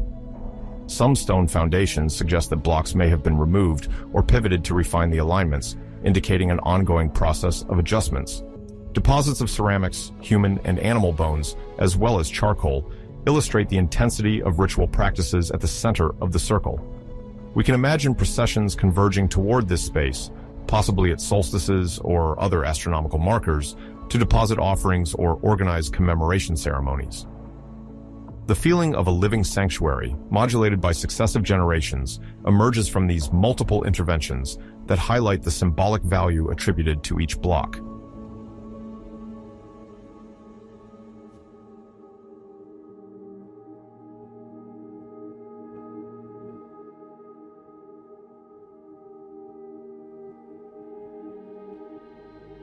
However, the exact role of the altar stone is debated. Its designation as an altar dates back to more recent times, when 17th century scholars considered it a potential sacrificial table. Contemporary research is more nuanced, suggesting multiple uses ranging from a mere platform for votive deposits to the central symbol of a cult focused on fertility or regeneration. The flat aspect of this stone, combined with its strategic position at the heart of the setup, leads to hypotheses that it might have supported offerings or even housed now erased incisions or engravings. The mica sparkles observed on its surface could have played a role in the theatricality of such use, amplifying the visual power of the rituals conducted within the enclosure.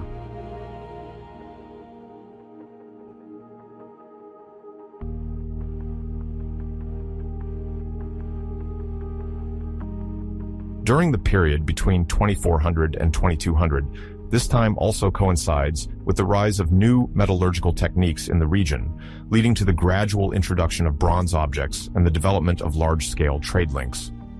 While these contacts are likely to have influenced the circulation of ideas, it is plausible that they reinforced the symbolic importance of Stonehenge as a site of assembly and exchange.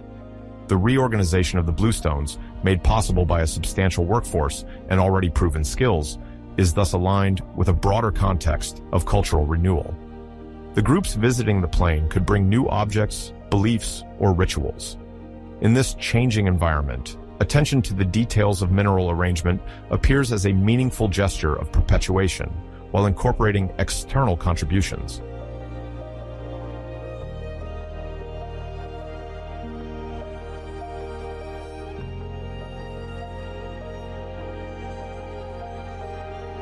Archaeological observations indicate that the transport and positioning of these stones, even in reduced quantities compared to the imposing sarsens, remain a logistical feat.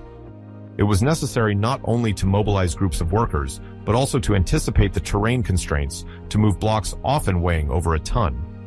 Access ramps, or primitive lifting systems, combined with human or animal traction, were likely employed. Added to this is the need to securely wedge the stones to ensure their stability over time. Evidence of foundation pits, wooden wedges, or stone chocks suggests precise know-how inherited from previous periods but perfected during this second phase of composition. Each move required coordination while also having a strong collective dimension.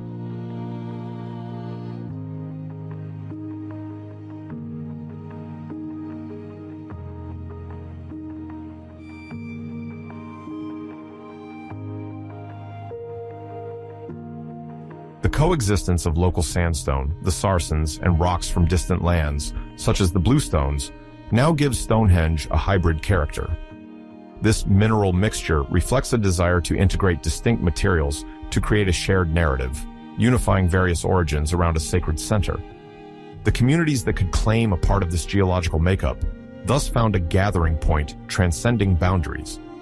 Symbolically, each stone potentially embodied a link to its mother region, solidifying the idea of a vast confederation of human groups.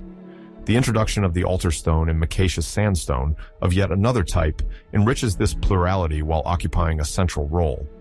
Its inclusion in the inner ellipse reinforces the impression of a center of gravity gathering all the components of the monument.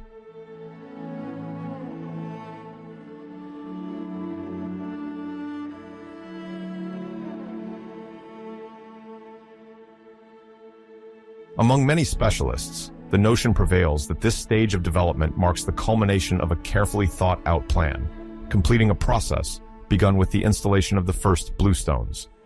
The variations in size, texture, and color now appear controlled, serving a spectacular mise-en-scène around the altar stone.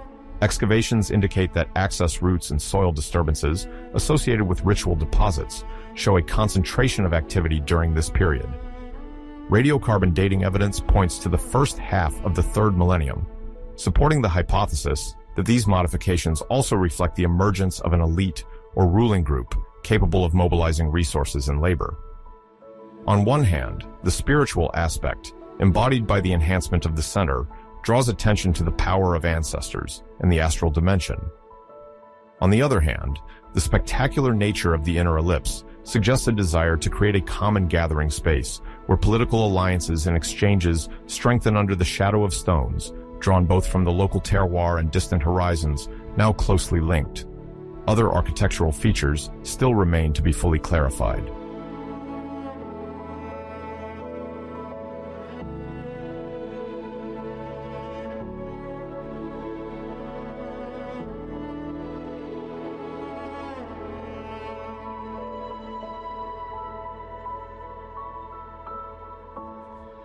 With the advent of the early Bronze Age, around 2400 before Christ, the region of the Salisbury Plain experiences a major transformation in its modes of occupation and funerary practices. Previously, during the large phases of megalithic construction, Stonehenge held a central place in the expression of symbolic power and collective cohesion.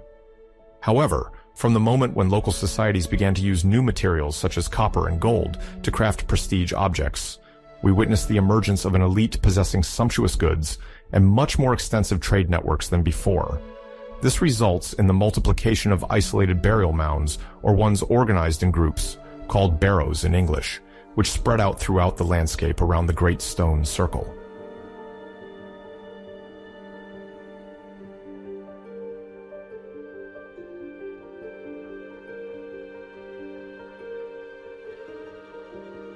These mounds, often round in shape, are built to house one or several tombs, sometimes over multiple generations.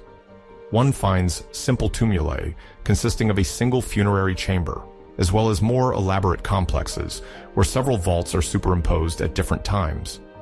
The raw materials used to erect these mounds vary according to the nature of the soil. In the chalky plain of Salisbury, the chalk extracted from the surrounding ditches is piled up to form the dome, giving a characteristic white appearance when the monument is new. Over time, vegetation partially covers the barrows, which eventually dominate the landscape as artificial hills, with often very regular lines. These constructions demonstrate a strong will of territorial claim and memory assertion, as they remain visible for miles when traveling through the plain.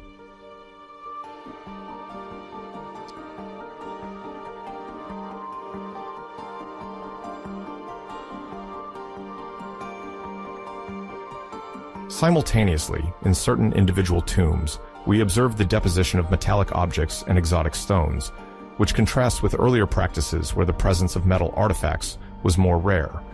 Several blades, arrowheads, daggers, as well as ornaments like bracelets or gold torques appear, revealing the existence of new techniques in metallurgy and commerce. Copper, the first step in the evolution of metal technology, is sometimes alloyed with tin to form bronze, a more robust material better suited for making weapons or tools. Tin deposits mainly located in the southwest of England, in Cornwall, may be the origin of this local development, although larger trade routes linking mainland Europe and perhaps the Iberian Peninsula may have also played a role in the circulation of these precious metals.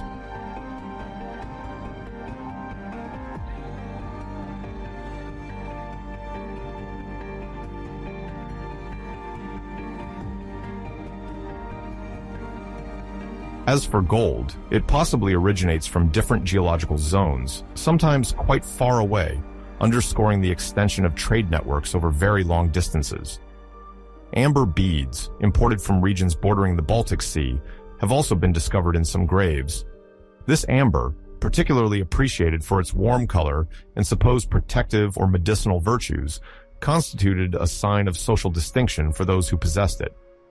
Objects fashioned from these materials, whether finely crafted arrowheads, decorated bronze knives, or luxurious jewelry, illustrate the existence of growing social stratification, where a few individuals stand out clearly by their wealth and status.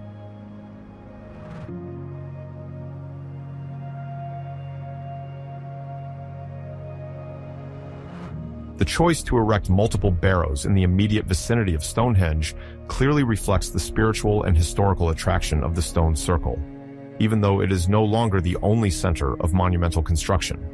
While in the Neolithic era, Stonehenge and similar sites embodied community dynamics and the desire to gather various populations around unifying projects, we now observe a reorientation of the landscape.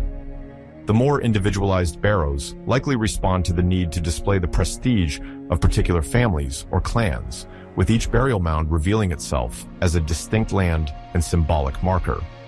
The megalithic circle, in this context, loses its primary function as a permanent construction site and gradually transforms into a memorial sanctuary, a place endowed with an ancient aura where offerings and human remains are still deposited, but whose primary vocation as collective architecture diminishes as society becomes more individualized.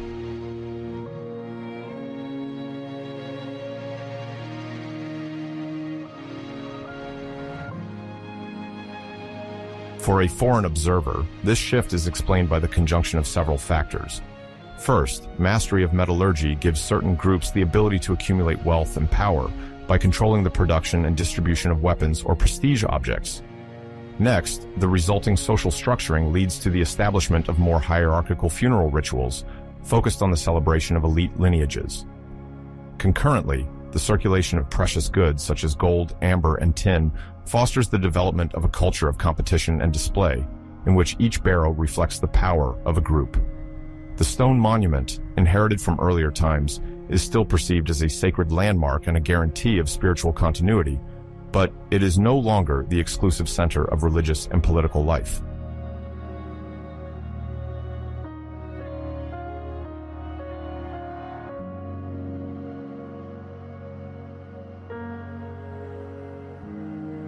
In this increasingly barrow-populated landscape, several burial practices coexist and vary according to communities.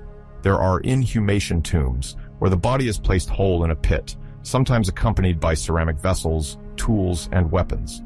Some graves reveal great care in the arrangement of the bones, the addition of special ornaments, and the staging of complex ritual gestures. Alongside this, there are traces of cremation, a process consisting of burning the deceased's body and then gathering the remains. In this case, the calcined bones are collected in an urn or directly scattered in a small arranged space, sometimes marked by a circle of stones or a chalk pit. This variety of body treatment modes in the same geographical environment highlights the diversity of religious sensibilities, the importance of local practices, and the flexibility of rituals according to the status, origin, or will of the survivors.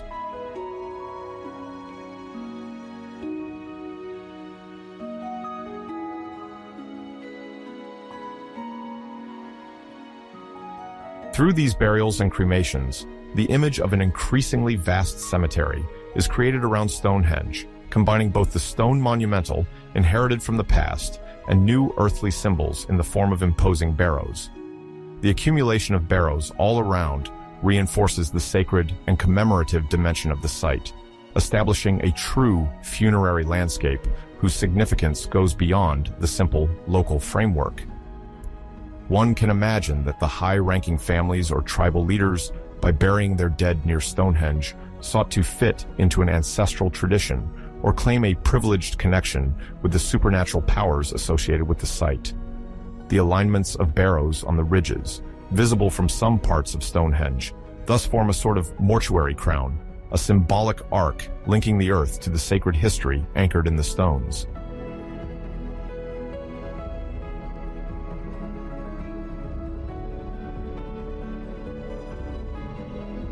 Some barrows contain particularly rich deposits, including not only pieces of armament, like finely crafted spearheads or daggers, but also ornaments in finely hammered gold, or even amber and lignite beads. These pieces attest to the importance of long-distance trade and a remarkable circulation of prestige goods across early Bronze Age Europe. The dagger blades found in some of these tombs sometimes have complex engraved patterns, referring to an iconography shared among various cultural centers. Through the analysis of these artifacts, archaeologists highlight common influences linking Britain to Ireland, northern France, and even the Iberian Peninsula, whether through the presence of similar objects or the existence of common foundry and decoration techniques.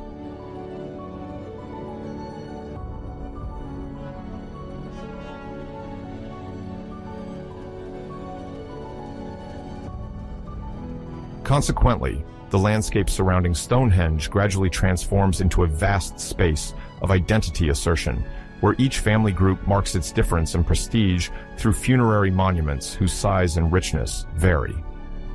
On a religious and cultural level, the use of cremation or inhumation reveals that communities do not have a single model of relationship to death. Some emphasize bodily preservation and the permanence of the sepulchre, while others favor the purifying destruction of fire and the collection of bone relics, which may eventually be transported or redistributed for use in other rituals.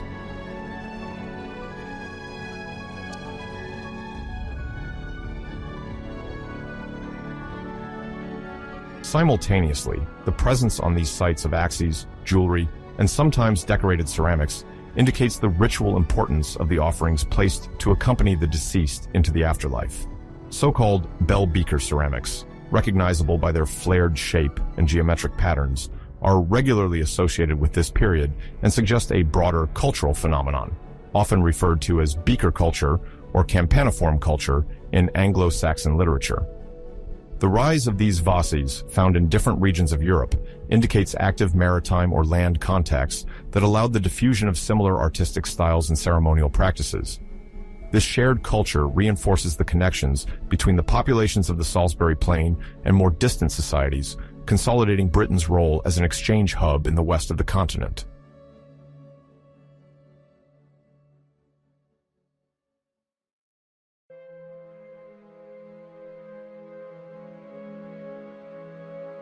Within some barrows themselves, evidence of interior arrangements has been found, indicating complex rites, such as pits arranged in a circle, or successive deposits of human remains.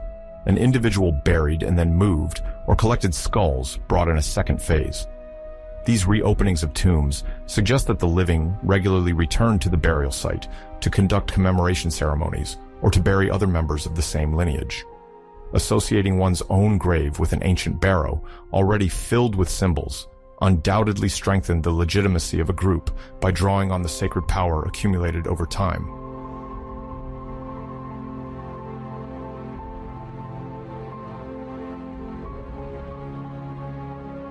Walking through the plain today, one can spot the arrangement of these barrows, often grouped by families or aligned along specific topographical axes. At the time of interest, they constituted visual markers, announcing the presence of local power and the longevity of a lineage.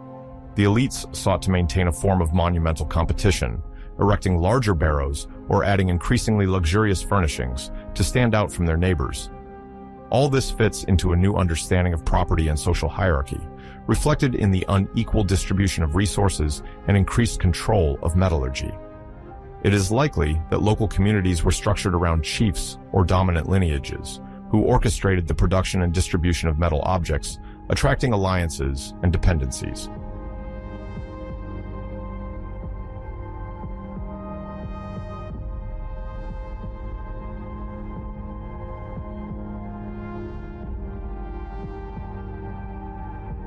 The dimensions of some barrows, significantly larger than others, also inform about the level of organization required for their construction. Building a large barrow required a substantial workforce, logistics for extracting the chalk, transporting it, and shaping it according to a precise plan. The time dedicated to creating the monument, as well as the ability to mobilize workers, therefore indicated the power of the deceased, or at least that of their relatives. Subsequently, this barrow remained a stable monument, physically and visually encompassing the memory of the buried figure. Over the generations, some barrows may have been reopened to accommodate new burials, thus prolonging the sacred function of the site and reinforcing the legitimacy of the elite group to which it belonged.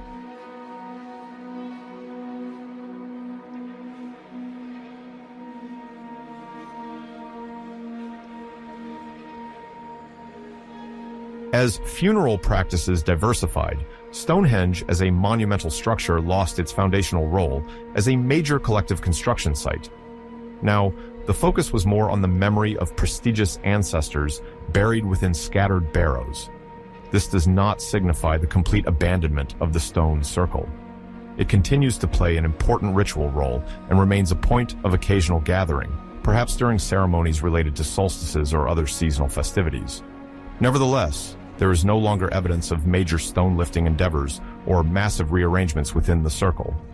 The henges and wooden enclosures that existed at Durrington Walls or around Woodhenge gradually take on another dimension, while the barrows ensure the continuity of an increasingly personalized ancestor cult.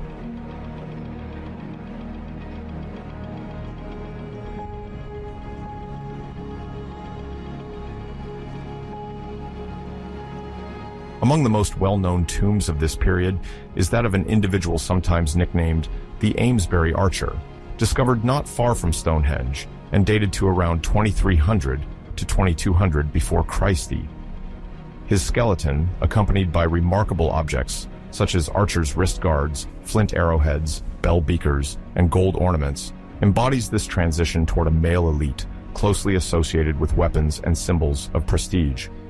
Isotopic analyses suggest that this archer may not have been originally from the Salisbury Plain, highlighting once again the extent of human movements across Western Europe at the beginning of the Bronze Age. The study of such rich burials allows us to understand how the assertion of social rank was achieved through the staging of death, made possible by the possession of high-value items and the construction of imposing barrows.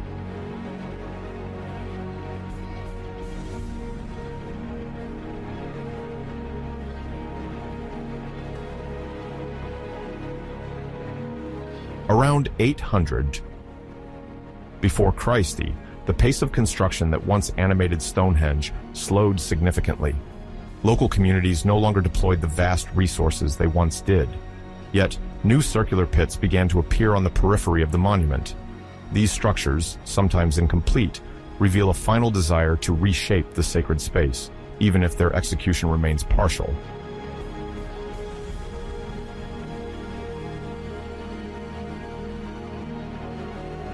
Archaeologists question these late rings, some of whose ditches start and then abruptly stop. Perhaps they were new projects abandoned due to a social change or occasional rituals never finalized. The groups frequenting the plain may have wished to mark the landscape with sacred insignia without necessarily completing a monumental work. This hesitation also reflects the possible erosion of the great power structures once capable of launching immense projects.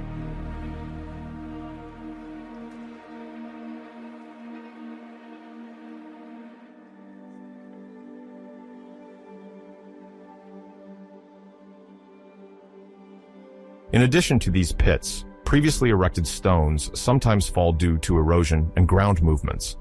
Some are uprighted by small local teams without the massive organization of the past.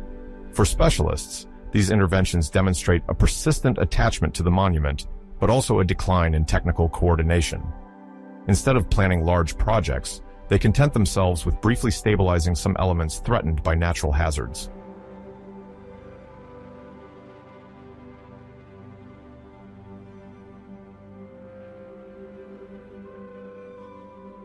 The primary meaning of Stonehenge then begins to alter. From a constantly evolving site, it gradually becomes a bequeathed sanctuary. Population rotations no longer feed gigantic projects, but instead turn towards a veneration oriented towards the past. Within this framework, depositing offerings or performing rituals in the recent pits becomes a way to evoke that the land retains sacred power, even if the building boom wanes.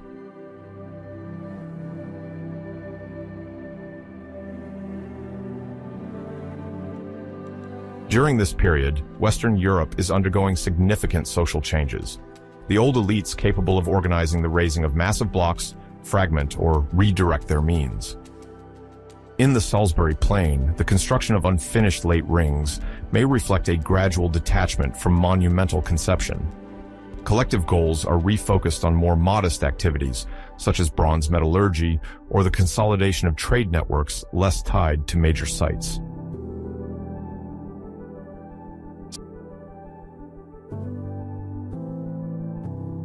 Simultaneously, changes in burial practices are manifesting. The collective tombs of the past, sometimes associated with the earliest phases of Stonehenge, give way to more individualized burials. The late pits spotted around the monument could serve as ephemeral commemoration sites where ceramics or animal offerings were deposited. The importance of lineage and rank is reflected in these choices, confirming the retreat of vast common actions in favor of targeted gestures.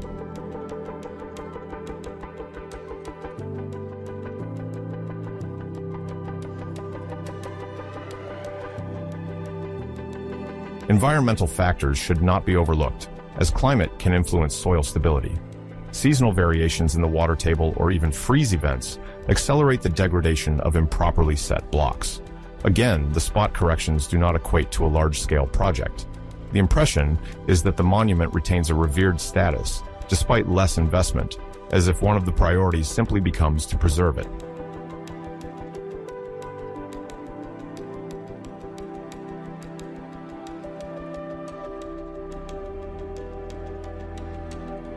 Research also indicates that some late excavations may have been intended for the placement of wooden posts, meant to mark a temporary alignment or support ritual ornaments. Unlike stones, these supports decay quickly, making their exact study difficult. Nevertheless, their possible existence suggests a need to transform the sacred setting without necessarily erecting large monoliths. Lighter and more ephemeral forms of signaling were then favored.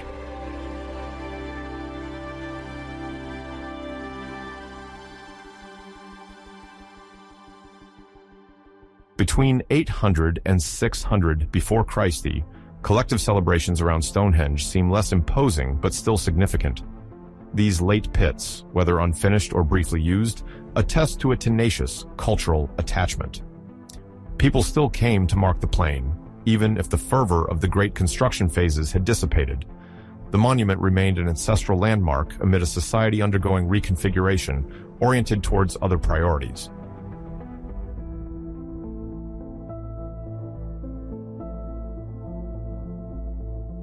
In this new context, the inclusion of prestige objects in individual burials becomes widespread.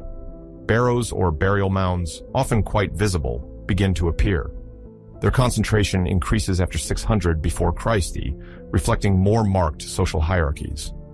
The tumulus, more modest than the enormous Stonehenge complex, better suits the praise of a particular leader or lineage.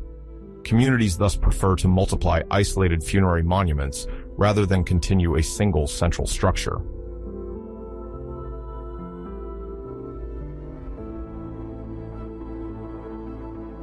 Discoveries of bronze weapons and gold ornaments in some barrows highlight this shift towards a culture of individual display.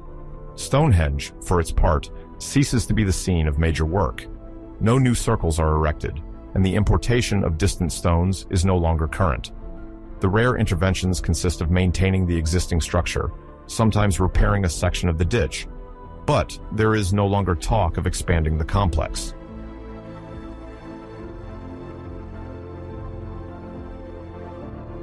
The presence of unfinished outer rings illustrates the contrast between a grand past and a period of gradual repositioning. The rites do not disappear. On the contrary, they diversify on a smaller scale. Certain segments of the ditch show traces of ritual deposits, such as pottery shards or bones. Thus, a connection with the earth is maintained, while recognizing it is no longer necessary to shape a single monumental complex. Over time, stones worn by frost or ground pressure continue to shift. Some lintels end up falling, and uprights dangerously lean. Interventions, sometimes identified during recent excavations, reveal the partial filling of stabilization trenches. This can be seen as the mark of sporadic maintenance, where the religious importance of Stonehenge remains, but without justifying the scope of a total reconstruction during this Middle Bronze Age.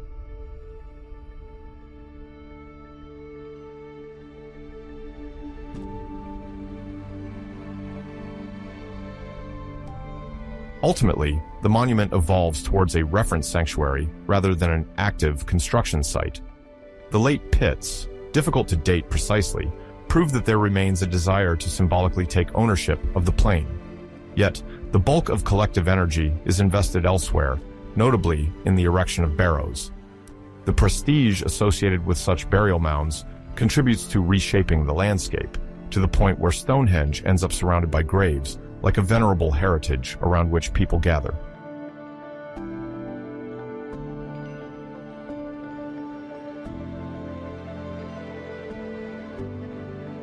The closure of this cycle is clearly perceived around 600 before Christ. Major works cease. No more newly erected trilithons, no more laborious transports of distant stones. Efforts turn to the establishment of barrows, individualized or grouped. In this configuration, Stonehenge remains an ancient and sacred place, but is no longer the subject of major visual innovations. Populations prefer to honor their dead in small circles of earth.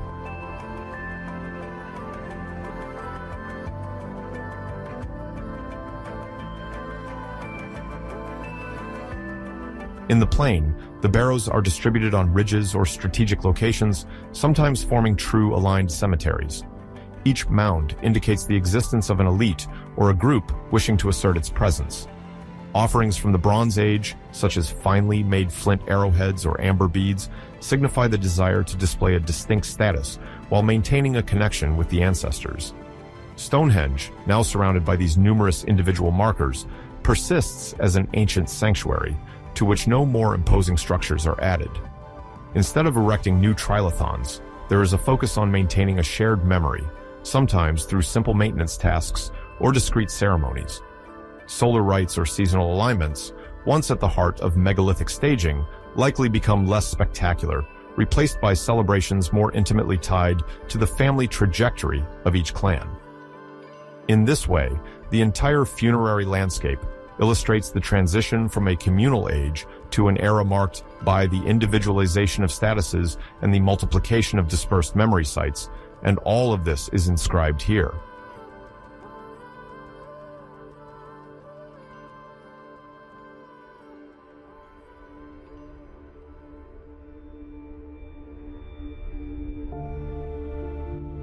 During the Iron Age, which spans approximately from the 8th century before Christ to the Roman conquest in the 1st century CE, Stonehenge and the surrounding plain undergo less spectacular cultural shifts than in previous periods. The local populations, heirs to the Bronze Age traditions, develop new modes of social organization around earthen and wooden fortifications, often called hill forts. Although these strongholds, perched on heights, reflect political developments marked by tribal groupings, there is a relative discretion regarding the modifications made to the megalithic circle itself. Archaeological remains rather suggest a continuity of use, or, at least, the maintenance of a certain attention paid to this already millennia-old site, without monumental initiatives equaling the magnitude of earlier phases.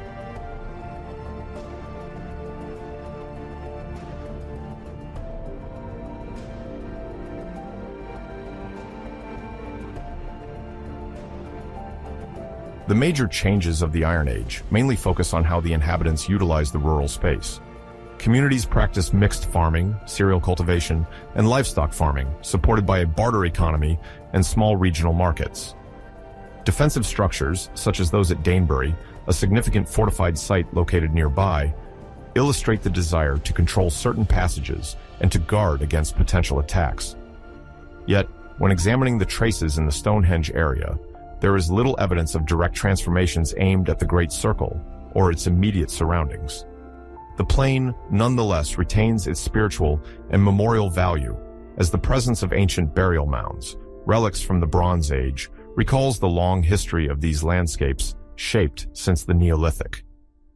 The people of the Iron Age, aware of the symbolic importance of the site, likely continue to associate it with ancestors and past rites, even though no new tangible ceremonial practices are perceived in the archaeological layers.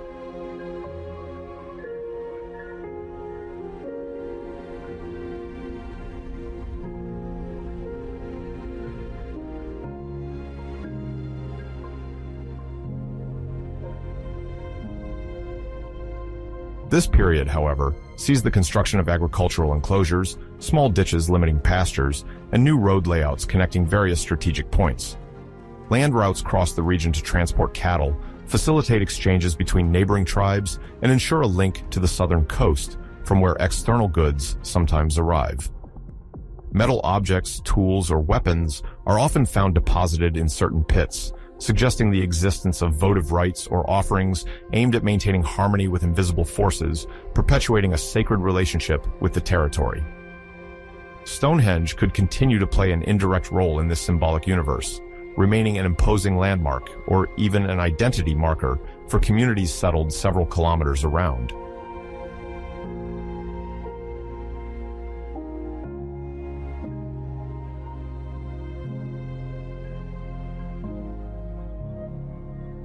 In the 1st century Anno Domini, the Roman conquest, led by Emperor Claudius, which began in Anno Domini 43, radically transformed the political and administrative structure of Britain.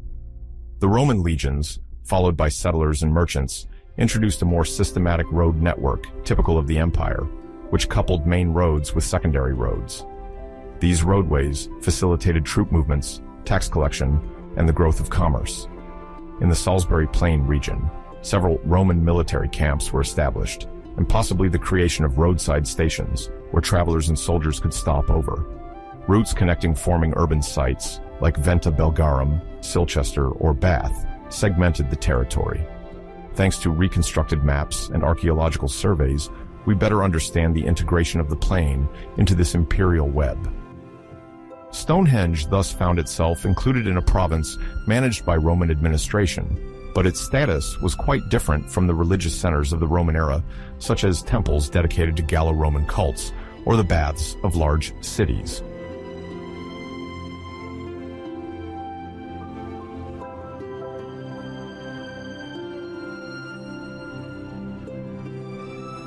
In light of archaeological discoveries, there is little evidence of direct physical intervention on the monument during the Roman occupation.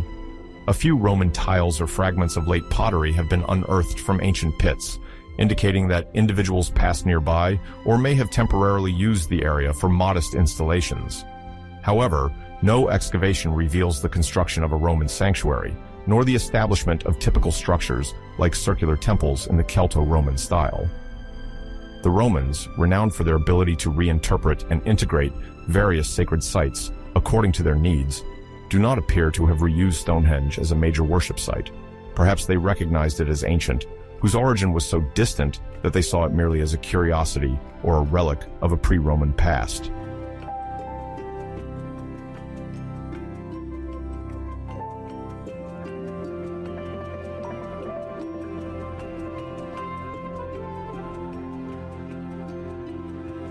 In ancient accounts by Greco-Roman geographers or historians, there are few explicit mentions of this great megalithic ensemble. Often, Latin authors are more interested in military conquests, descriptions of Celtic tribes, their customs, or Britain's mineral wealth. The existence of a large stone circle on a chalky plateau seems to have gone unremarked, at least in the texts that have survived. It is possible that officers or engineers stationed locally made observations, but these do not appear among the official writings we have received. Thus, there is no Roman account equivalent to what later travelers, like those of the medieval period, would conceive as extraordinary legends.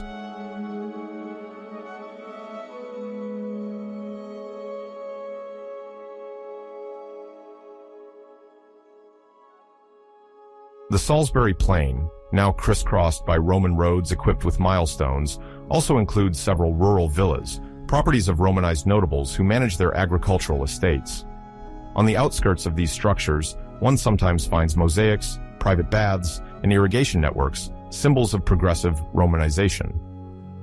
Nevertheless, Stonehenge is slightly off the main traffic routes, which partly explains its apparent disinterest as a reinvested site. Garrisons remain concentrated around more densely populated towns or priority logistical hubs, leaving the monument in relative isolation. It should be noted that the presence of Roman camps in the region, sometimes identified by distinctive geometric shapes, like small rectangles surrounded by ditches, nevertheless testifies to strict monitoring and control of the territory by the imperial army.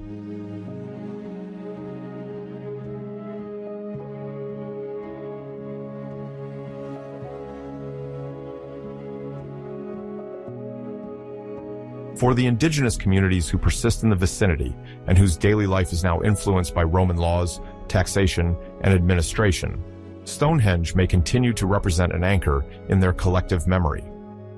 Some offerings located in the plain, even though they are not massively attested near the monument, could illustrate the survival of pre-Christian local practices. Distinctive adornment objects, like metal torques, become rarer, but one sometimes finds isolated deposits that could be linked to an ancient cult. The Romans allow many local rites to subsist, as long as they do not harm public order or contradict the grand principles of the empire. From the Roman power's perspective, Stonehenge likely does not constitute a major strategic issue, especially since other prehistoric sites are scattered across Britannia without systematically being made official places of worship.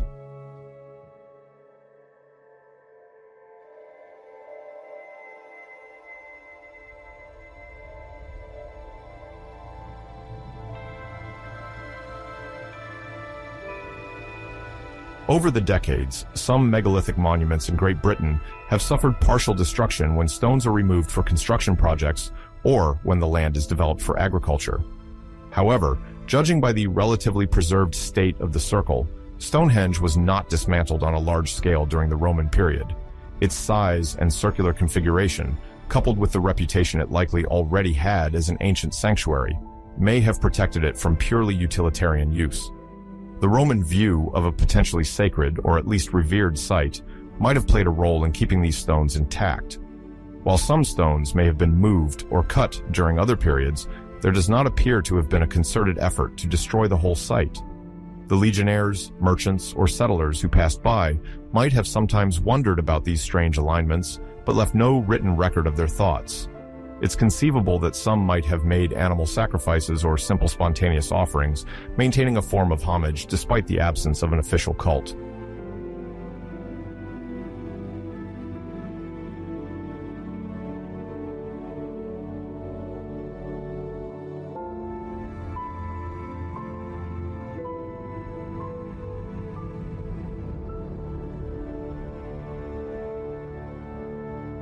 The later legends that attribute the construction of Stonehenge to semi-mythical figures like Merlin the Enchanter only begin to form from the Middle Ages onward, when the memory of the Roman and pre-Roman eras blends with the Christian imagination.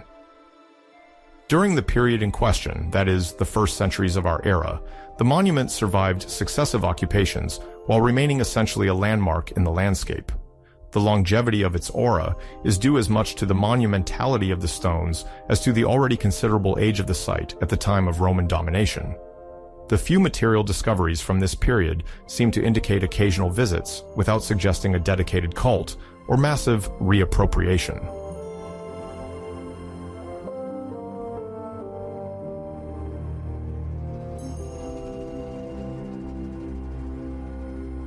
The rare jewelry, coins, or utensils of Roman origin found on site or in the immediate vicinity are not numerous enough to suggest a permanent settlement.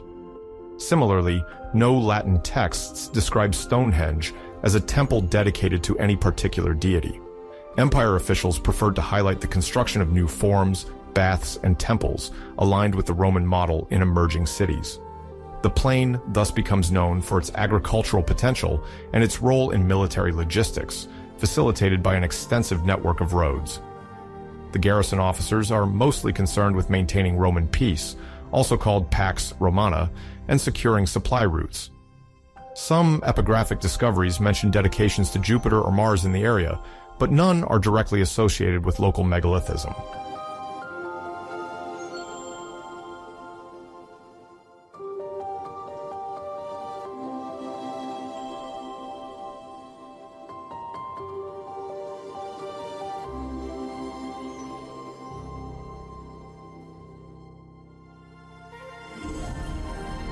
Archaeological studies also indicate that the surrounding population adapted to the new opportunities offered by Roman trade. Certain goods, such as wine or oil imported from the continent, more easily penetrate the interior thanks to road infrastructure. Material culture is enriched with sigillated pottery, characteristic of Gallo-Roman production, as well as stamped metal tableware. These items are sometimes found in domestic contexts, buried in pits, or around wooden and wattle and daub buildings typical of Romanized rurality. This daily life, mixing indigenous traditions and Mediterranean influences, unfolds near Stonehenge, which remains a gigantic landmark emerging amid a horizon more extensively transformed by imperial presence.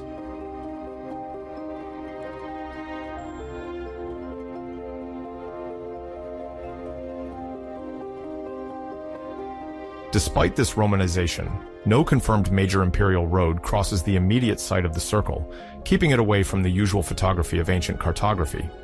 The most active routes follow lines more profitable commercially and militarily, likely avoiding the heart of the chalky plain, where natural resources, though present, do not warrant an indispensable passage. Moreover, the site's slight elevation does not constitute an easy corridor for transporting heavy goods. The relative remoteness of Stonehenge from the official Empire road network helps explain the absence of Roman monumentalization. We have no records of amphitheaters, macellum, that is, markets or baths, which characterize Roman cultural penetration in other areas of Britannia.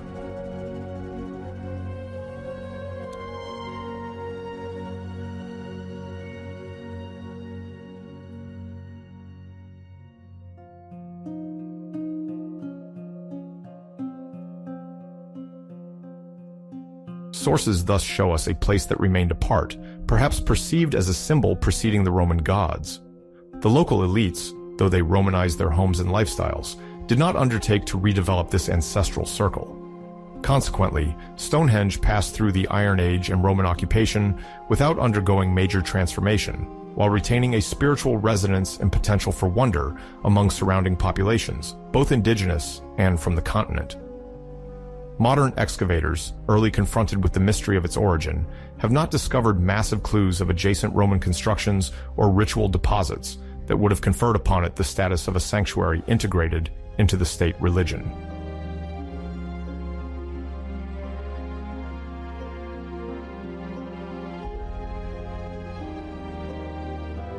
The Middle Ages marks a turning point in the history of Stonehenge, as the monument enters the popular imagination in various forms. In medieval Europe, people generally perceived the great pre-Christian remains as manifestations of mysterious eras, shaped by peoples or supernatural forces long vanished. For an international audience approaching this site without prior knowledge of British history, it is essential to recall that during this period, the transmission of historical information often occurred through oral tales, Latin manuscripts, or chronicles written by monks.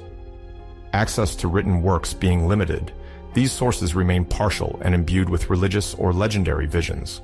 Stonehenge, with its assemblage of monumental blocks, unmatched locally, therefore provided an ideal basis for feeding medieval imagination, especially as there were few means to accurately identify the age or original function of the stone circles.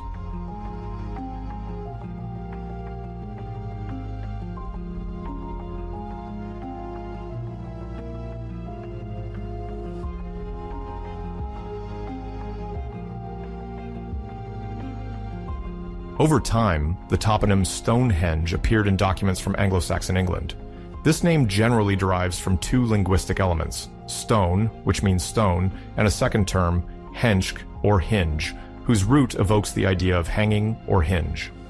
This etymology, reconstructed by linguists, has led to the suggestion that the megalithic circle was perceived as a stone gibbet or hanging structure, as the horizontal lintels give the illusion that some stones are suspended in height. This image became anchored in medieval vocabulary, encouraging comparison with the gibbet, which at the time was a familiar object of seigneurial justice. It does not imply that Stonehenge was actually used for hanging people, but rather explains how the medieval population might understand the shape of this ancestral monument.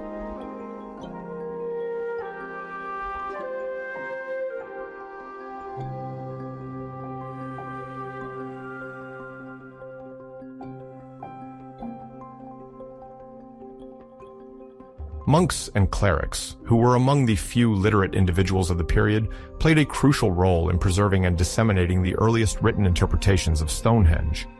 During the Middle Ages, several major monasteries were located not far from the Salisbury plain, which put the site within the reach of travels, curiosity, and spiritual reflections. Often, these scholars expressed themselves in Latin, the scholarly language of Christian Western Europe, and wrote chronicles intended both to record the events of their region and to illustrate moral, providential, or even marvelous visions of history.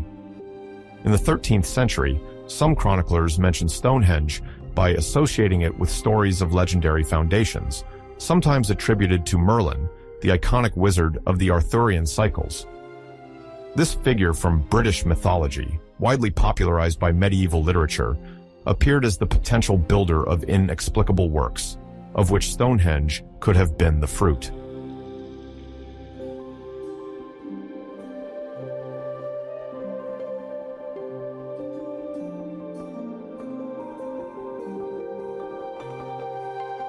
These legendary relocations of the stones, recounted in some medieval versions, refer to a magical transportation from a distant land, sometimes identified as Ireland or a mythical island at the edges of Great Britain.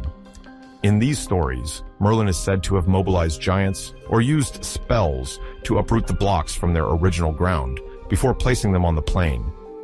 It was sometimes said that the stones had a sacred virtue, capable of healing the sick who made pilgrimages there.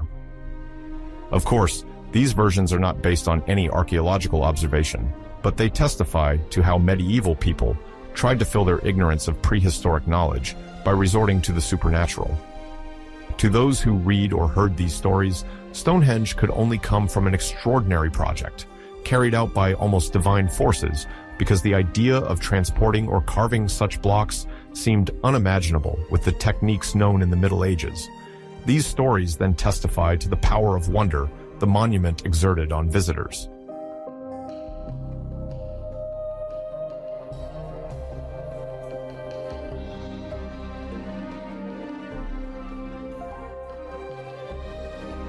Simultaneously, the solemn and sacred character of Stonehenge could make it appear as a site suitable for moral speculations.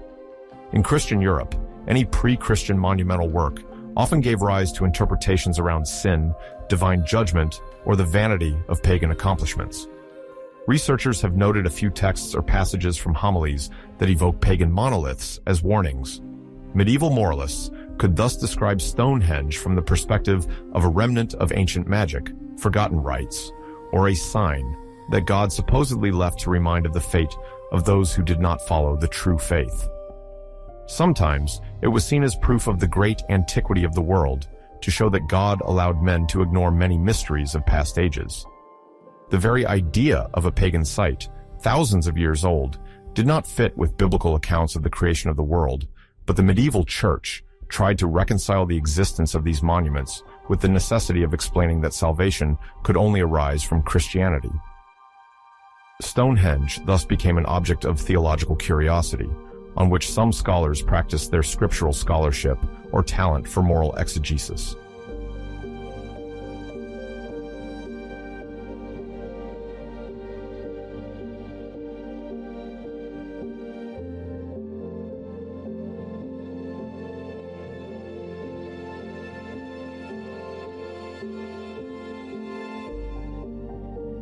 For traveling monks who sometimes undertook pilgrimages or moved between abbeys and priories, the monument was an opportunity to exercise their sense of observation and meditation. Some could read a warning about the vanity of man in the face of excess. It was also reported that pilgrims, in search of miracles or wonders, stopped near Stonehenge to pray, touching the surface of the stones in the hope of receiving graces. However, historians do not have tangible proof of an organized pilgrimage around the site in the manner of major Christian sanctuaries. It is worth noting that the religious attraction of the nearby city of Salisbury, with its soon-to-be famous cathedral, played a more significant role. The megalithic monument was thus not a primary center of devotion, but rather a curiosity within a spiritual itinerary or a regional journey mentioned in some monastic travel logs or travel stories.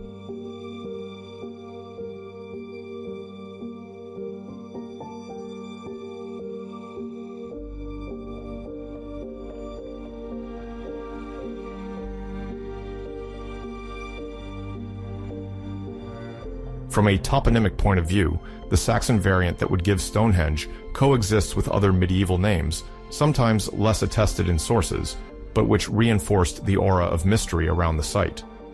For example, in some late charters, references are made to nearby fields or forests, whose names associated the idea of stones and strange tombs. These designations are not always reliable, as many documents have disappeared or have been copied with possible scribe errors. Nevertheless, it is important to understand that by the 12th or 13th century, the inhabitants of the area could already refer to Stonehenge as an ancient site with its own identity, still imbued with fabulous stories more than concrete knowledge. The political events of the time, such as the consolidation of feudal monarchies or the signing of the Magna Carta in 1215, never directly relate to the monument. Stonehenge remains, in this period, a secondary element of the social and cultural horizon, mentioned occasionally, but without a major role in economic or political life.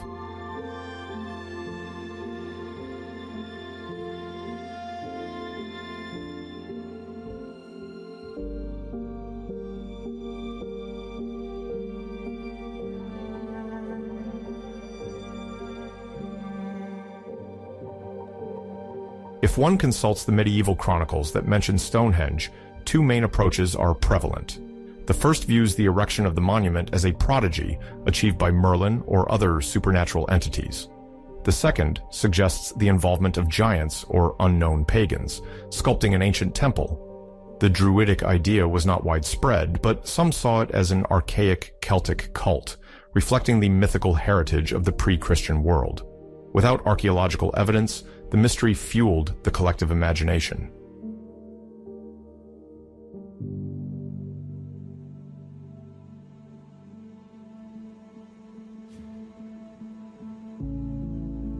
During the 16th and 17th centuries, as Europe went through the Renaissance, Stonehenge gradually piqued the curiosity of scholars known as antiquaries. By this term, we mean erudite individuals passionate about studying ancient vestiges. Their approach was not yet strictly scientific, but it marked a transition.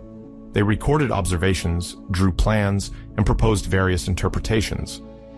Unlike the medieval explanations based on oral tradition, these observers relied on their analytical skills to unravel the mystery of the monument. From the beginning of their research, they wondered whether Stonehenge was built by the Romans, by settlers from Denmark, or by the Druids, priests of an ancient Celtic religion.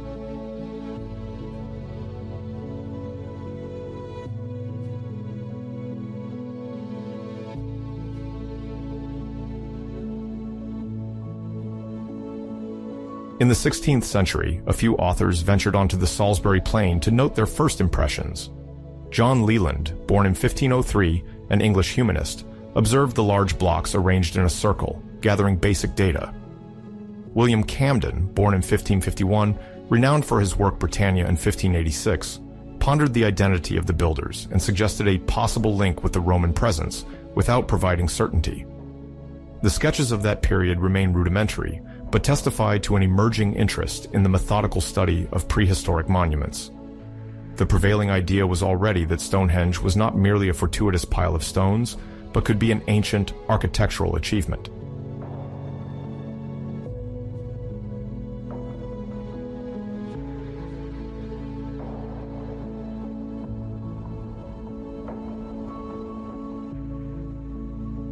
In the 17th century, John Aubrey, born in 1626, became passionate about British antiquities. In 1649, he traversed the site and provided a more detailed description, noting the arrangement of the monoliths, visible erosions, and certain collapses. Without precise measuring tools or excavation methods, Aubrey relied mainly on his observational skills and ancient readings. He suggested a pre-Roman origin, surmising that the stone circle predates the arrival of the legions by far. This still tentative hypothesis contrasted with the then prevailing Roman theory and encouraged new reflections on the monument's actual antiquity.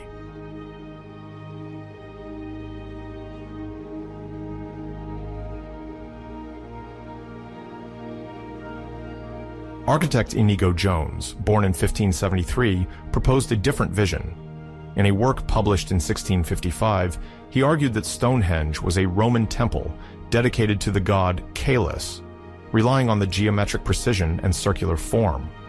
His interpretation was part of an intellectual climate where Rome's heritage fascinated and where every architectural prowess was attributed to Roman engineers. Nonetheless, other specialists questioned this theory, asserting that a people so versed in construction would have left more written records. Despite this, Jones's idea generated enough interest to spark a debate about the site's origins.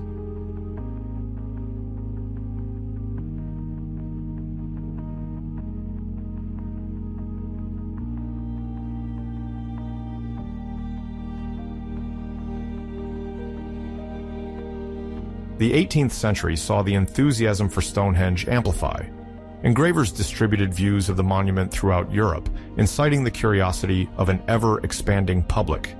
Some megaliths were noted as having collapsed, fueling discussions on the circle's stability and possible restorations. The reports became more detailed. The stone heights were measured, distances between the stones were compared, and neighboring mounds were cataloged.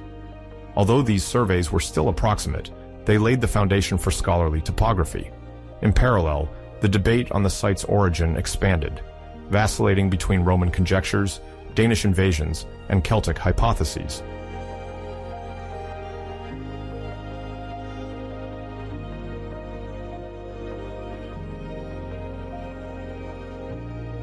It was in this context that the figure of the Druid gained importance. The Druids, priests of ancient Gaul and the British Isles, captivated the enlightened society. William Stukeley, born in 1687, a great promoter of this hypothesis, saw Stonehenge as a Druidic temple dedicated to solar rites. In 1740, he published Stonehenge, a temple restored to the British Druids, where he meticulously described the stone circles and posited that they served to celebrate the cycle of the seasons. Despite his lack of archaeological evidence, he popularized the idea that the Celts may have erected the structure. This scenario appealed to the cultured public, seeking national roots and a mythical past that valorized local ingenuity.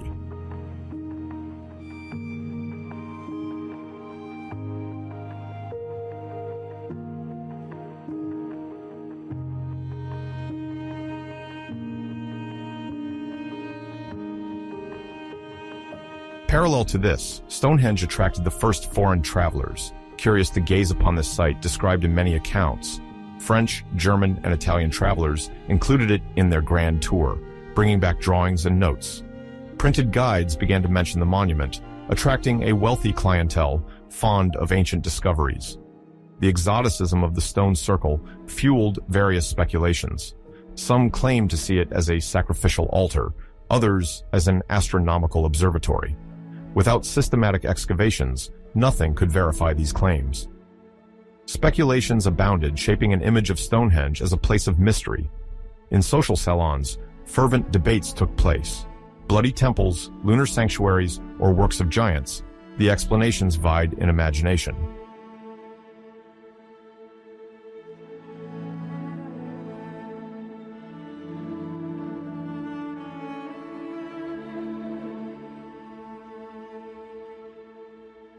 The absence of formal dating fostered a proliferation of ideas.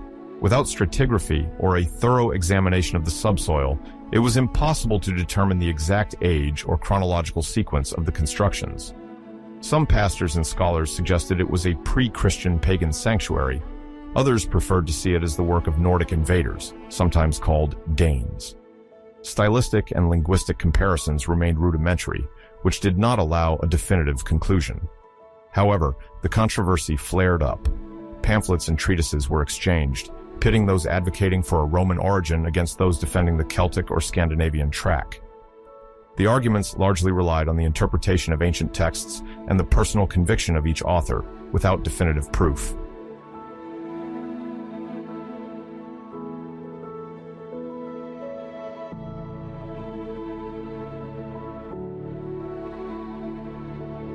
Meanwhile, the first field surveys sought to clarify the exact configuration of the circle.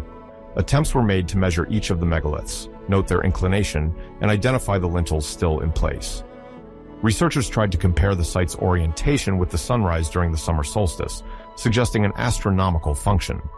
Others noted the presence of surrounding pits and mounds, but were ignorant of their significance. Reports were published in antiquarian collections, often adorned with engravings of varying fidelity.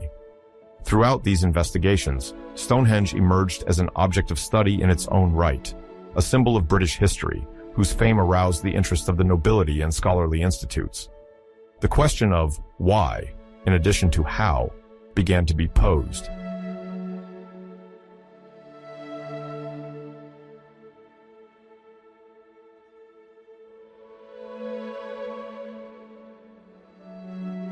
The scholarly circles of the time, however, lacked methods to date the formation of the site. No stratigraphy was documented, and few objects likely to indicate a specific period were found. The rare artifacts unearthed, often fragments of bones or pottery, were not subject to in-depth scientific analysis. Antiquarians were left to compare Stonehenge with ancient Greek or Latin texts to find a mention that could validate their hypothesis. Facing persistent uncertainty, several scholars called for more excavations, but no large-scale endeavor was undertaken. The debate became public in the sense that gazettes and literary magazines seized the subject, offering a space for controversy. The hypotheses clashed in the absence of a consensus, fueling the popularity of the place.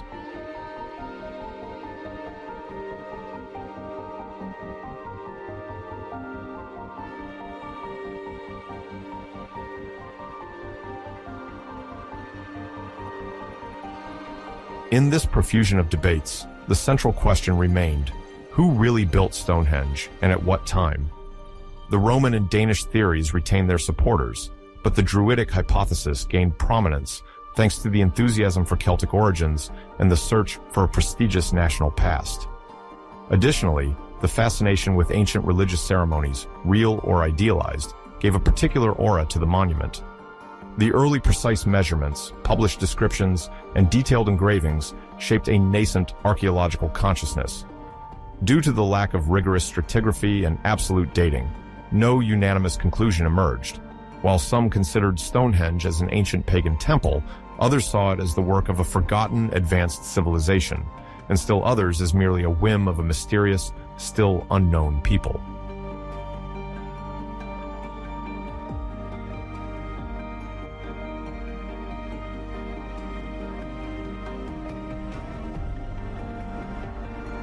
At the turn of the 19th century, interest in Stonehenge and other great megalithic monuments of Europe experienced a resurgence among antiquarians, scholars passionate about the relics of the past, often from wealthy backgrounds or the small British nobility. In a context where national history is fervently written, these amateur researchers roamed the Salisbury plain with notebooks and pencils, drawing rough plans and noting their observations. They did not yet use modern scientific methods, but their curiosity sought to understand the sequence of events that led to the construction of this circle of stones. Excavations in the early 19th century remained discreet and sporadic, often carried out by enthusiasts wishing to unearth artifacts, bones, or precious objects. The very concept of stratigraphy, that is, the study of successive layers of earth, remained rudimentary. Yet, these early exploration attempts helped lay the groundwork for what would later become a true archaeological discipline.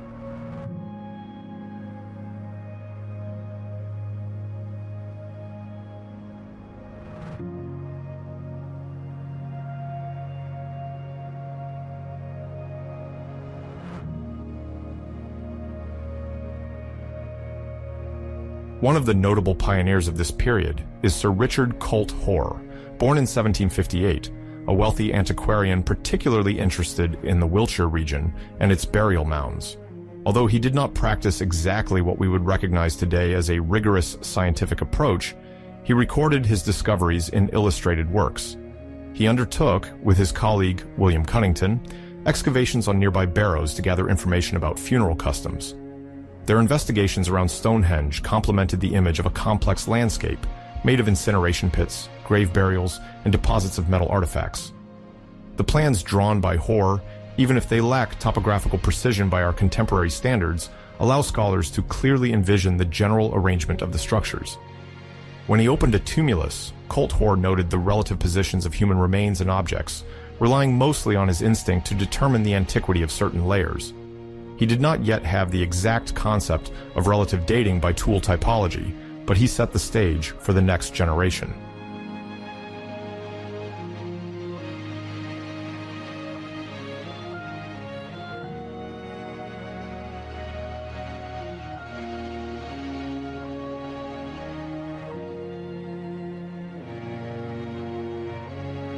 In the second half of the 19th century, attention gradually turned towards a more systematic approach.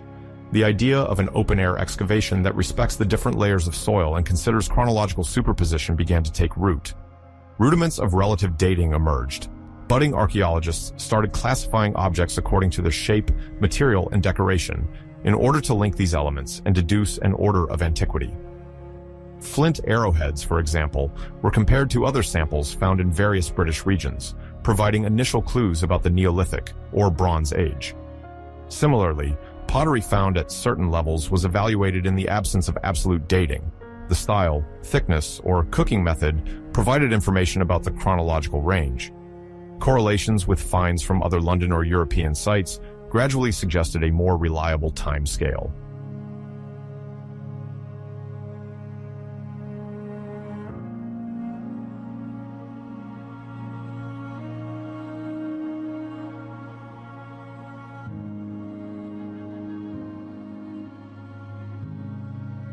At this time, Stonehenge also attracted researchers like John Lubbock, born in 1834, a naturalist and politician who advocated for the protection of ancient monuments.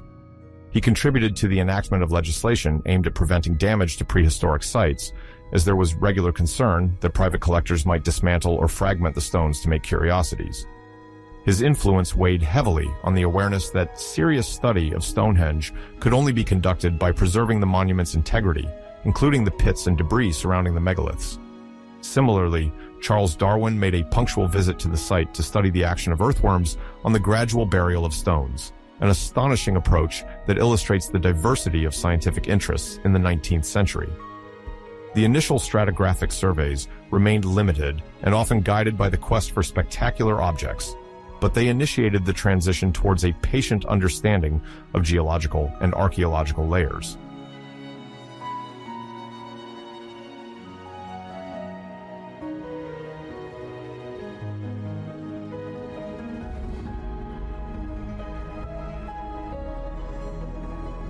In parallel, the end of the 19th century saw a few attempts at consolidation and restoration. It was realized that some stones threatening to collapse could pose a danger to visitors and risk damaging the original circular layout.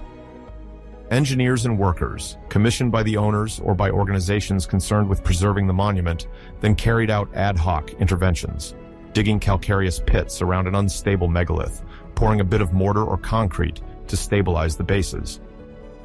Nowadays, these practices are considered intrusive and sometimes detrimental to the scientific readability of the site. But at the turn of the 20th century, they were considered essential safeguarding measures.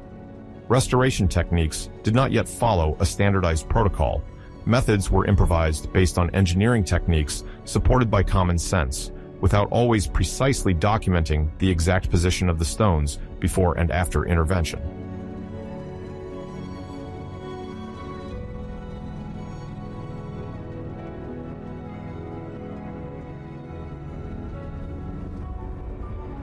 One of the first major projects of modern restoration was undertaken in 1901, when an engineer named William Gowland was called upon to straighten the great monolith designated as Stone 56. Unstable and leaning, this massive block was at risk of toppling over. Gowland thus proceeded to excavate the foundation pit and took the opportunity to collect bone fragments and pottery shards. He carefully arranged them, briefly noting their location. For many, this intervention represents a pivotal moment. It was the first time that a careful survey of the ground levels around a stone was performed before repositioning it. Gowland even described the traces of charcoal and flint debris, noting their relative depth. His approach was still imbued with a desire to safeguard the monument rather than conduct a comprehensive archaeological excavation, but it revealed an emerging new sensitivity. The study of the subsoil became an almost equal priority to preservation.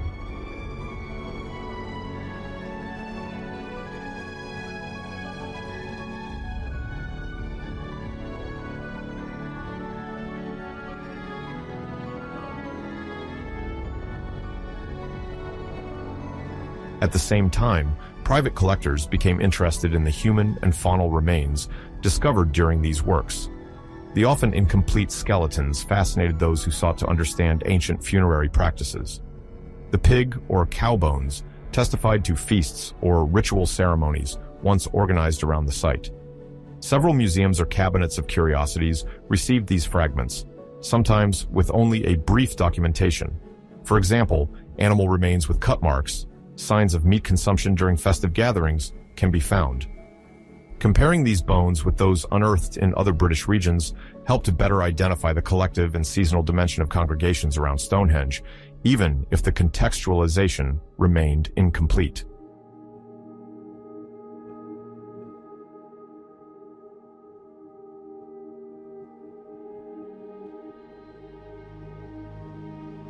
The end of the 19th century and the very beginning of the 20th also saw an increase in the inventories of pits.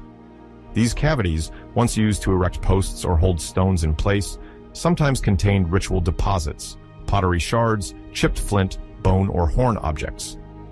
Archaeologists attempted to record precisely the location of each pit, its diameter, its depth, the nature of the sediments, and the possible presence of wooden or rubble supports.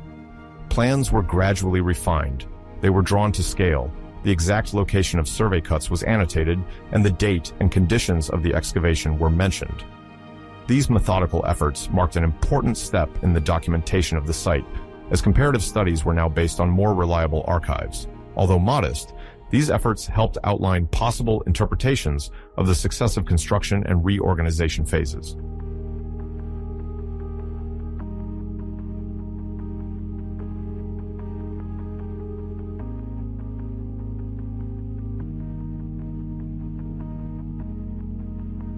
In parallel, some excavators endeavored to collect every possible vestige to inform about Neolithic or proto-historic practices.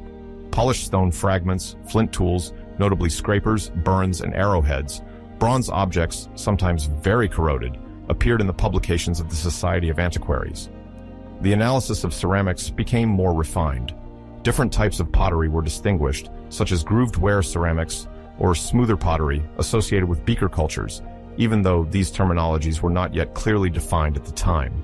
Researchers compared incised decorations, opening shapes, potential handles, in order to chronologically organize the vestiges found at the site. Thus, relative dating by typology progressed, placing Stonehenge within a larger cultural framework that extended to the British Isles and beyond.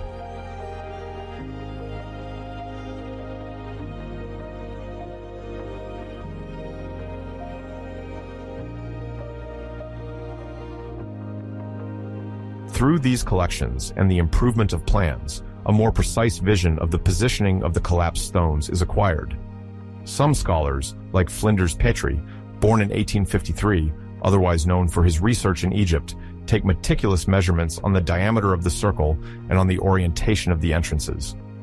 Petrie, sensitized to precise surveys by his work on the pyramids, applies triangulation methods and angle calculations that he has honed on pharaonic sites. His measurements fuel reflection on the possible astronomical alignment of the monument, even if concrete evidence remains difficult to interpret for the time. Others continue to favor more speculative hypotheses, imagining links with Druids, Romans, or even legendary civilizations. However, methodical tooling is being strengthened. Stratigraphic sections reveal sequences of deposits. Pits are described with an eye for accuracy, and regional comparison becomes a central argument.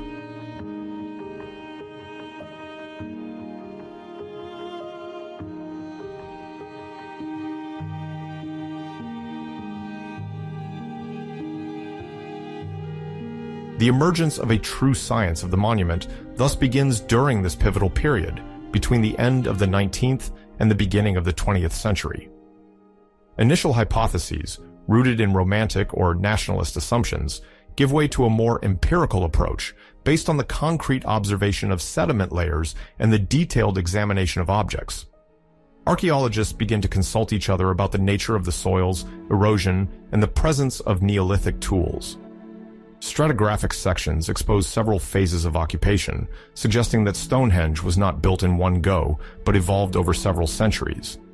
The study of trench profiles, that is, the vertical walls exposed, when earth is excavated, helps to understand the order in which the pits were dug, then filled.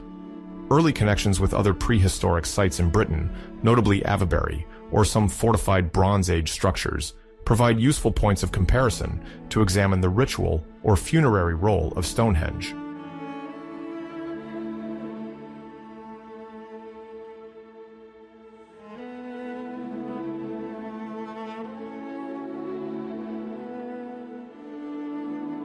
It can be noted that during the same period, the exchange of information between budding or more experienced specialists is formalized.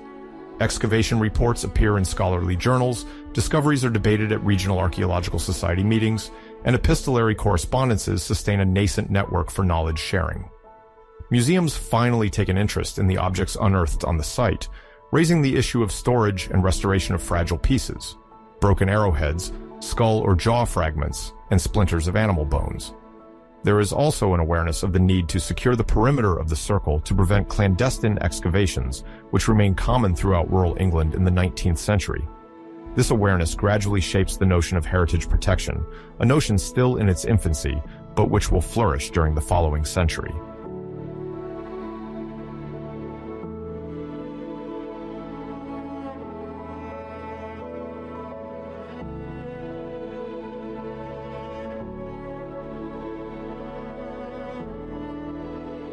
The beginning of the 20th century sees these trends intensify.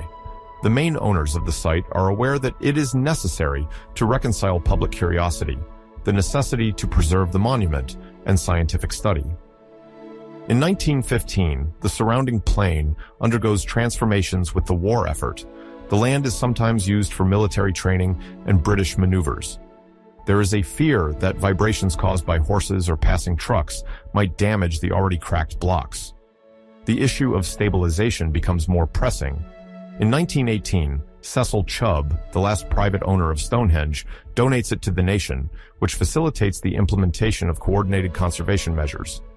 Even though the act is signed after World War I, the momentum to study and protect the site continues in the wake of the Victorian period. Archaeologists refine their protocols, conduct more scientific surveys, and exploit the nascent methods of relative dating by typology.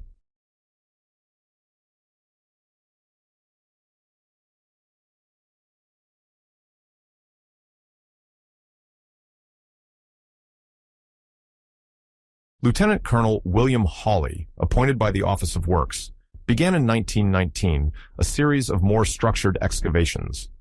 He methodically cleared certain sections of the enclosure and pits, using grid excavation techniques. His ambition was to accurately record the position of each bone or tool fragment. Hawley implemented a system of markers and measurements that would later allow for a rational overview of the subsurface. Although he did not yet have tools for absolute dating like radiocarbon dating, his attention to stratigraphic profiles allowed him to make progress in the sequential reading of successive modifications. Numerous post holes were recorded, several layers of backfill containing ceramics of distinct styles, and even traces of hearths with remaining charcoal. The discoveries were analyzed and compared with those from other sites in the region, such as Durrington Walls or Woodhenge, to shed light on cultural and chronological links.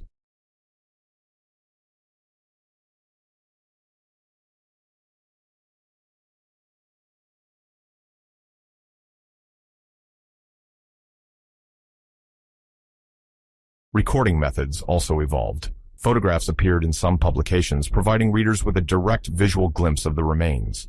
Archaeologists noted the coordinates of stones and pits on grid plans, sometimes used context sheets to describe the inclination of the layers, the soil texture, and the nature of the artifacts. Although still approximate, this gridding nonetheless foreshadowed the more rigorous methods of the mid-20th century. Researchers would soon reconstruct a complex puzzle. Which era does a particular layer belong to? What role did a certain pit play? In which phase was a certain stone circle erected? The years leading up to World War II thus saw a flurry of preparatory work for a true synthesis, which did not yet exist, but of which the structure was taking shape.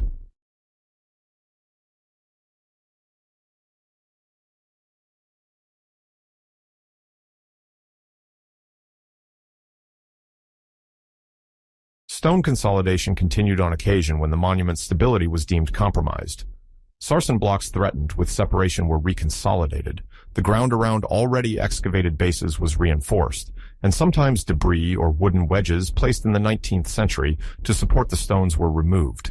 Archaeology historians would later judge these interventions as timid and sometimes awkward, since they did not always fit into a unified program. However, they had the merit of preserving essential elements of the monument while allowing for more thorough future studies. Thanks to increasingly precise documentation, it became possible to place each megalith in its study context, refine relative dating, and confront observations during scholarly conferences where the margin for interpretation remained large but was increasingly based on more solid empirical foundations.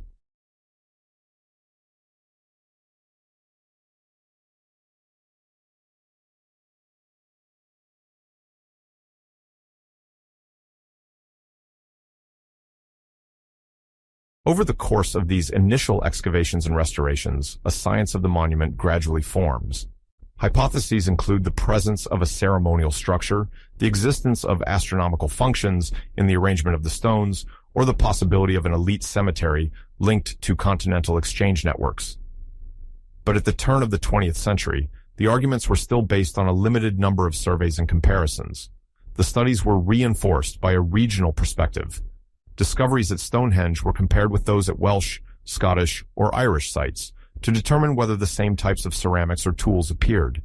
These layers and settings, observed in the chalky subsoil, began to be placed in a supralocal chronology. The discussions were animated, alternating between scientific caution and national enthusiasm for a distant past.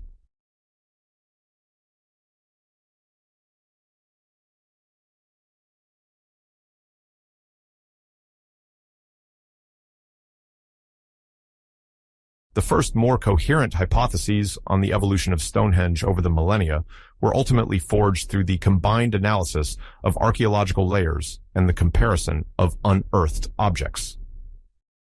Since radiocarbon dating was not yet available, Archaeologists relied primarily on ceramic typology and lithic technology. It was thus postulated that some areas of the site were older, that others corresponded to later rearrangements, and that there was undoubtedly a long-term funerary use. The carefully drawn stratigraphic profiles revealed ditches filled by successive sediment levels, sometimes interspersed with deliberate additions of soil or rubble. The pits that did not contain stones served as placements for wooden posts, evidence that there were once perishable structures now vanished.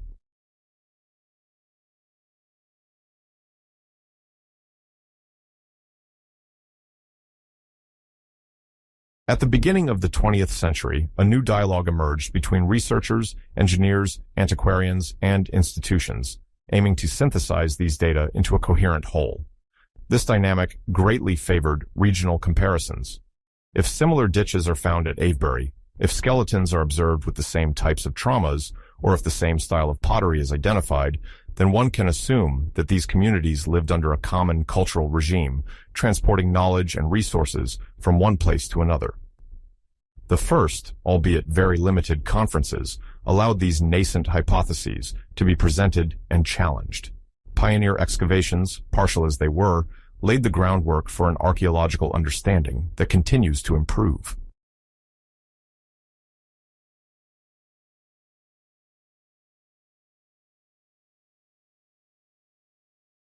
Restorations, on their part, became more planned, although still modest and sometimes controversial. Interventions involved refilling excavation trenches once documentation was completed, filling cavities that might compromise the stability of the sarsens, or sealing cracks found in certain stones. Current standards have evolved, but given the historical context, these efforts reflect a desire to balance preservation concerns with the burgeoning science. Enthusiasts began to recognize the crucial importance of each artifact, each flint chip, each bone, as they could radically alter the overall interpretation of the monument. Care was thus taken to store these materials in organized collections, rather than disperse them or offer them to private amateurs.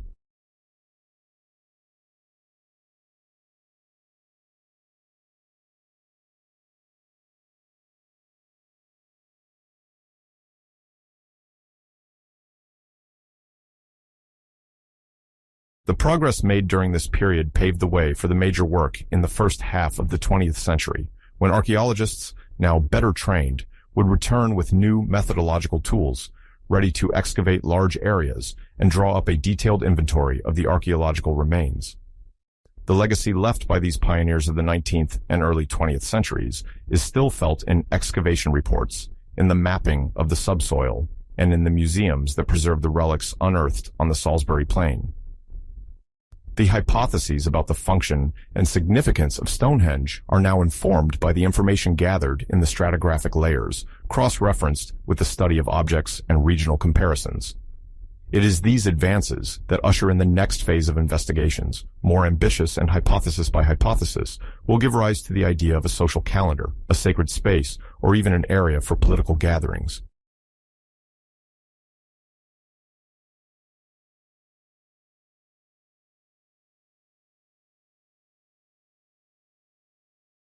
In the second half of the 20th century, prehistoric archaeology underwent a decisive shift due to the systematic introduction of new dating methods and the expansion of the field of study. Stonehenge, a megalithic temple several millennia old, became one of the major sites for experimenting with these innovative approaches and refining our understanding of the chronology of the structures. Previously, researchers mainly relied on typological comparisons of tools or ceramics to estimate the age of archaeological layers. Starting in the 1950s, the advent of radiocarbon dating, a method based on measuring the natural radioactivity of carbon contained in organic remains, offered a much greater degree of precision. This innovation finally allowed for fixing, in numbers of years, the interval in which human bones, charcoal, or plant remains were buried, thus making the chronological markers at Stonehenge more reliable. Excavations conducted on-site gradually incorporated systematic sampling to date each layer and structure associated with the different phases of the monument's construction and use. Samples were sent to specialized laboratories where proportional counting technology, followed by accelerator mass spectrometry, further improved the margin of error. Bit by bit, Stonehenge developed an internal calendar that allowed for a precise illumination of the periods of excavation, deposition, block erection, or refurbishment. Archaeologists could thus propose more reliable time ranges for the establishment of the henge, the digging of pits, and the addition of the bluestones and large sandstone trilithons. The results indicated that various interventions succeeded each other between roughly 3000 and 600 before Christ E, simultaneously clarifying the relationship between the principal circle and the numerous surrounding burial mounds. As radiocarbon established itself as a reference tool, it finally secured the internal chronology of Stonehenge and other nearby sites, sometimes forcing specialists to revise older ideas.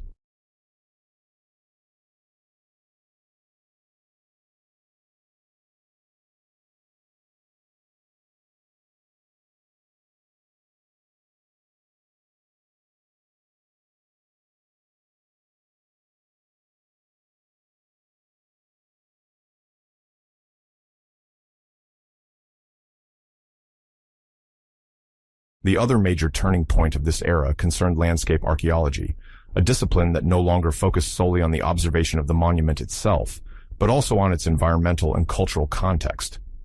Rather than reducing Stonehenge to an isolated stone circle, researchers began to consider it as the core of a larger ensemble, sometimes referred to as the Stonehenge complex, encompassing various monumental structures located on the Salisbury Plain.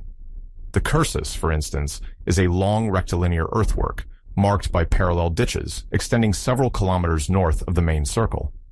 Discovered in the 18th century but long misunderstood, it garnered renewed interest when scientists, equipped with aerial surveys and geophysical prospecting, became aware of its enormous scale and possible ritual purpose. Nearby, the enigmatic Durrington Walls, now identified as a massive circular earthen enclosure, also revealed new secrets. Intensive excavations uncovered the existence of dwellings and vestiges of communal feasting, suggesting that a large population gathered at the site during certain times of the year. By correlating these discoveries with the chronology adjusted by radiocarbon, specialists proposed that Durrington Walls served as a space for living, feasting, and ceremony, while Stonehenge fulfilled a more solemn function, likely connected to the world of ancestors or the commemoration of the dead. Woodhenge, another ritual circle made of wooden posts, fits into this expanded field of study. It too participates in a network of sacred sites and landscape articulations that make sense once linked together. The avenues, wide paths, sometimes bordered by ditches, form a direct connection between Stonehenge and the River Avon, clarifying the scenario of processions that would go from the watercourse to the stone circle, or vice versa. This new approach, which views the monument as one of the elements of a vast ritually invested territory, led to reconsidering the entirety of the remnants located within several kilometers. Researchers then studied the topography, the proximity of other water sources, the distribution of burial mounds, the possible presence of ancient ditches, and used aerial cartography to detect buried traces. The exploration of this sacred landscape sheds new light on the coordinated use of several sites, often interconnected by astronomical orientations or topographic alignments.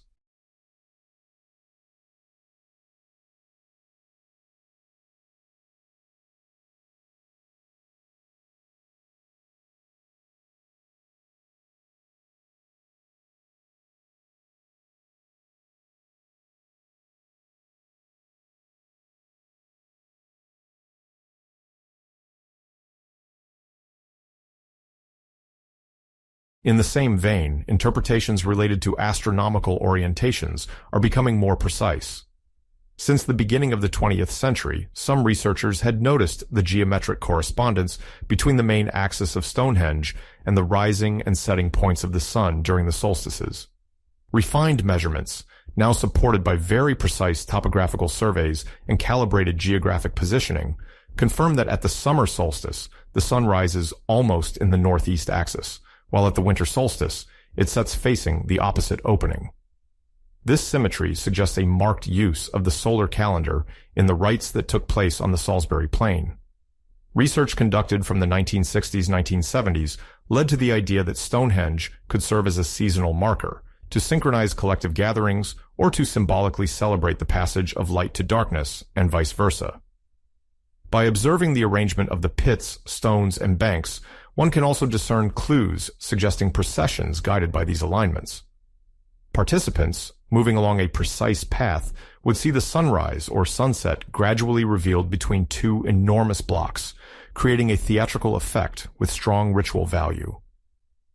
The hypothesis of seasonal gathering cycles, linked to livestock breeding and slaughtering, has been reinforced by the study of animal remains found at Durrington Walls. Isotopes and radiocarbon chronology indeed show that groups might have come from distant regions to participate in these great gatherings every year or every other year. This seasonal dynamic, mirrored on the solstices, reinforces the idea of a shared religious or community practice over a wide geographical area. Academic discussions are multiplying to determine whether a lunar usage also played a role, but most publications emphasize solar markers and the dimension of a large collective festival. The sky, the earth, and the water, via the river Avon, united in a vast cycle where life and the memory of ancestors were sometimes celebrated, following a strictly regulated cosmic rhythm.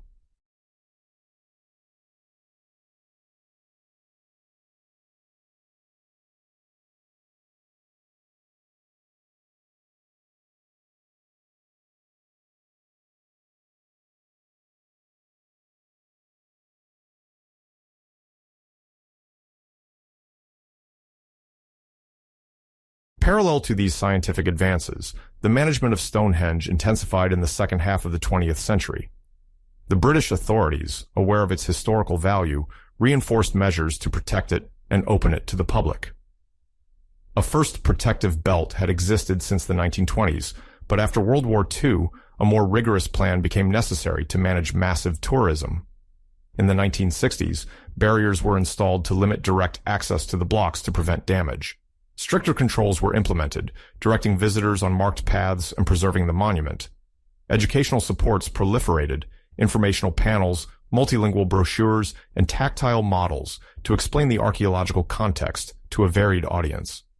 Regular guided tours illustrate the chronological evolution of the site and highlight the latest discoveries. This entire setup is in perpetual adaptation to ensure the preservation of the stones, control the flow of visitors, and maintain attentive archaeological monitoring capable of detecting the slightest new crack or disturbance. The managers thus strive to balance the world's curiosity for Stonehenge with the need to conserve a fragile heritage.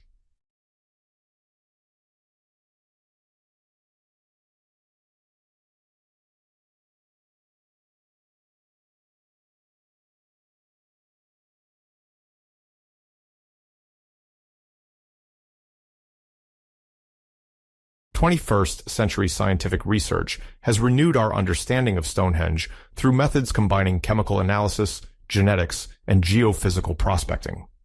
Among them, the study of strontium and oxygen isotopes sheds light on the geographical origin of individuals buried or who came to participate in rites. Scientists collect samples from teeth and bones which retain the chemical signature of the water and food consumed. By comparing these signatures to those of various regions in Europe, they locate the area where these individuals grew up. For Stonehenge, this technique has shown that some came from distant regions, reinforcing the idea of an attraction extending beyond the local frame. Isotopic clues have even been detected indicating an origin in the west of Great Britain or on the continent, attesting to seasonal movements. Stonehenge thus emerges as a major hub of circulation on a super-regional scale.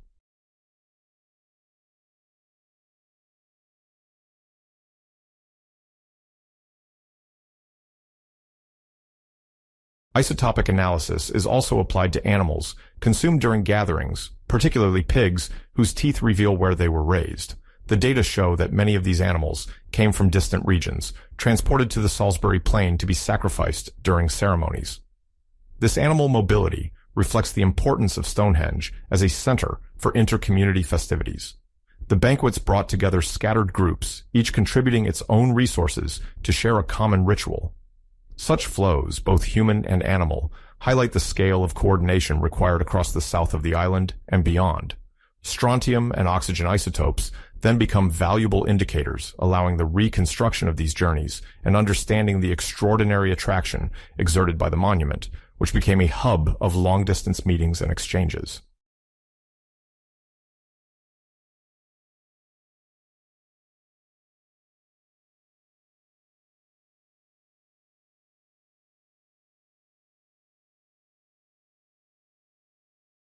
Another major advancement comes from the study of ancient DNA, or aDNA.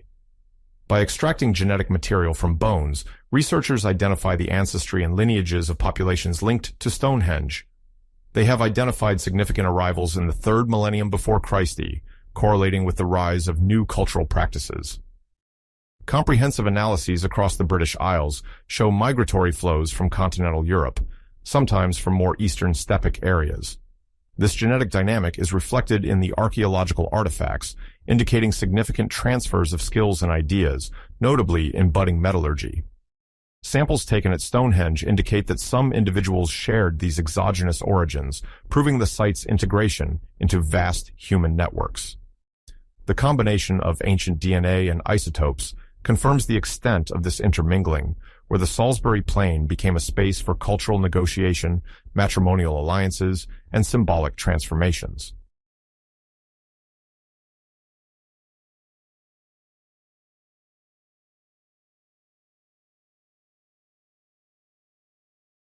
This genetic approach also highlights that Stonehenge was a site of interaction among groups with varied identities. Some studied individuals exhibited genetic markers, more rooted in the long-standing local Neolithic tradition, while others bore traces of these more recent migratory movements. Such discoveries disprove the notion of a homogeneous population and reinforce the perspective of a center that was simultaneously religious, political, and social, where multiple influences converged. Funerary rites, the exchange of goods, and even the organization of labor on construction sites demonstrated this mix. The diversity of DNA signatures was complemented by a plurality of objects attesting to diversified contacts. Through the detailed study of genomic sequences, researchers see the contours of a society in full recomposition, using Stonehenge to anchor common beliefs and consolidate still fragile alliances.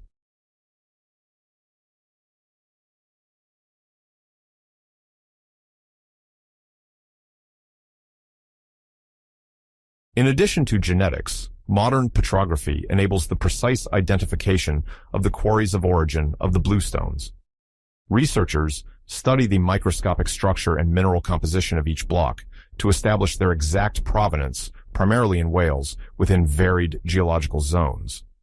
This detailed mapping reveals that the builders of Stonehenge conscientiously selected stones from multiple rock formations, perhaps enhancing the sacred character associated with mineral diversity. The outcrops determined by petrographic analysis sometimes suggest complex routes, including transportation by river or sea, followed by final land delivery. Each block thus had its own history, rooted in its place of extraction, and their assembly at the heart of the Salisbury Plain reflected a project larger than a mere technical feat. Researchers painstakingly reconstruct this operational chain, shedding light on the planning and coordination required to move such imposing lithic structures.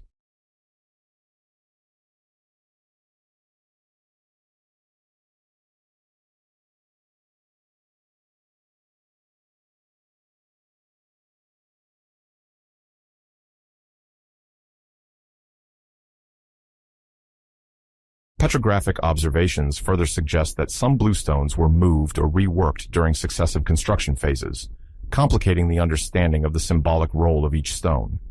The apparent intention to bring together different types of rocks in one place may reflect a collective need to anchor varied regional identities around a common edifice. By cross-referencing these analyses with isotopic and genetic data, a vast exchange system emerges where materials and ideas circulated together. The sacred or ritual status of certain quarries might explain the attraction to distant deposits, giving the blocks an additional spiritual value. Thus, the petrographic diversity visible at Stonehenge testifies to the complexity of motivations, whether political, religious, or memorial, that govern the choice and relocation of these monoliths at the heart of a landscape already invested by different traditions.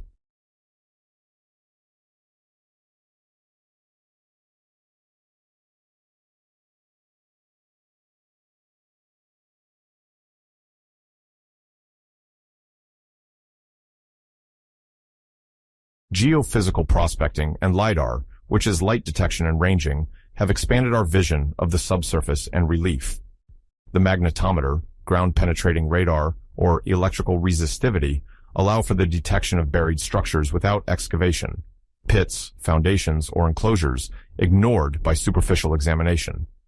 LiDAR, by projecting laser beams from an aircraft, measures the slightest variations of the surface, even under vegetation. Applied to the entire Salisbury plain, these techniques reveal a complex network of paths, ditches, and additional circles, sometimes connected to Stonehenge by secondary avenues. They have thus helped to discover monumental arrangements preceding or contemporary with Stonehenge, shedding light on the role of a ritual landscape larger than previously imagined. The anomalies detected prompt a re-evaluation of the spatial staging and suggest processions through different key points, all embedded in the sacred logic of the main site.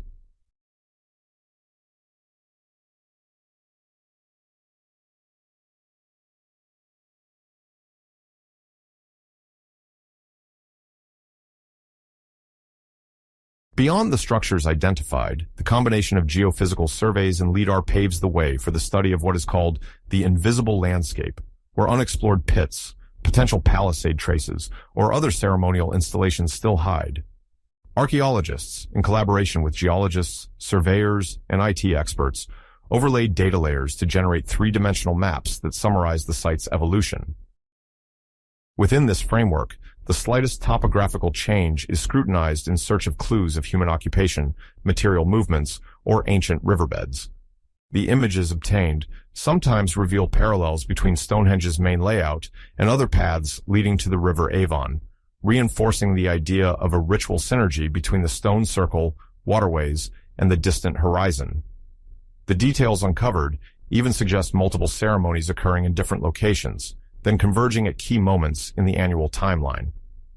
The expansion of investigations, coupled with the integration of DNA analysis and isotopic signatures, thus contributes to repositioning Stonehenge in a complex environment punctuated by satellite sites and ephemeral installations. Through scans and computer cross-referencing, the extent and richness of this vast monumental ensemble gradually become clearer, highlighting the symbolic significance of a space once animated by rites, feasts, and intertwined life trajectories.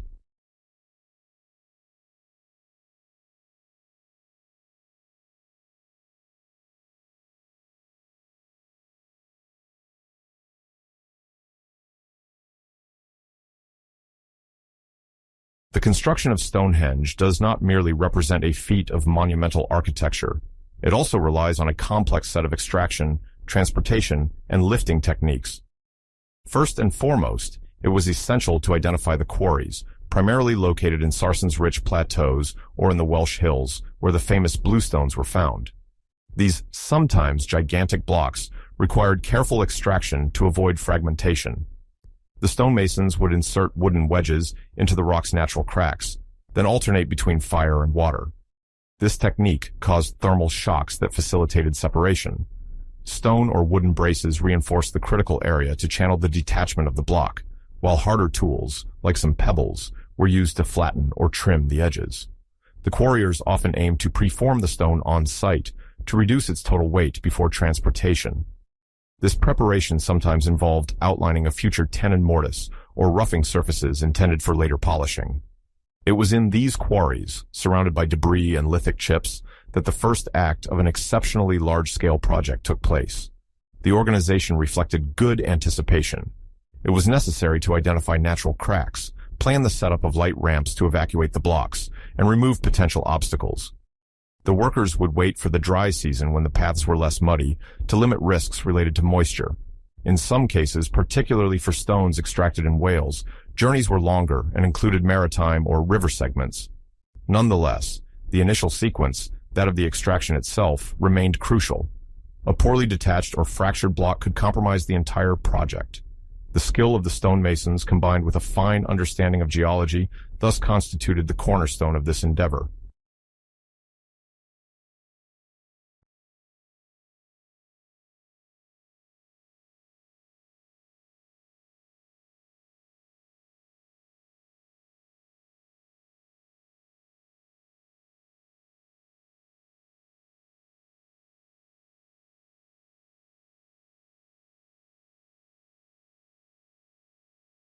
Transportation was the next, equally demanding, step to bring these imposing blocks to the Salisbury plain. Several methods have been suggested, including the use of sleds sliding on wooden rollers or arranged slides facilitating movement on sloped terrain. Researchers envision a relay operation, with several teams successively dividing the hauling according to the portion of the journey. Braided plant fiber ropes, combined with animal skins, were used to pull, stabilize, or break the progression of these enormous loads. In marshy regions, elevated pathways or rudimentary pontoons were sometimes used to avoid bogging down. When the blocks had to cross waterways, advanced coordination became indispensable. Some estimate that simple barges, constructed with assembled wood, could transport several tons if the currents were managed. For the bluestones extracted in Wales, the hypothesis of a coastal route to the mouth of the Avon is frequently mentioned. The journey likely continued by moving upstream before the final arrival on the plain. This transport system was not improvised. It required methodical planning, with designated stops for crew rests and temporary stone storage. Archaeologists have found evidence of prepared tracks, sometimes marked by ruts or broken tool remnants, demonstrating continuous activity over several decades.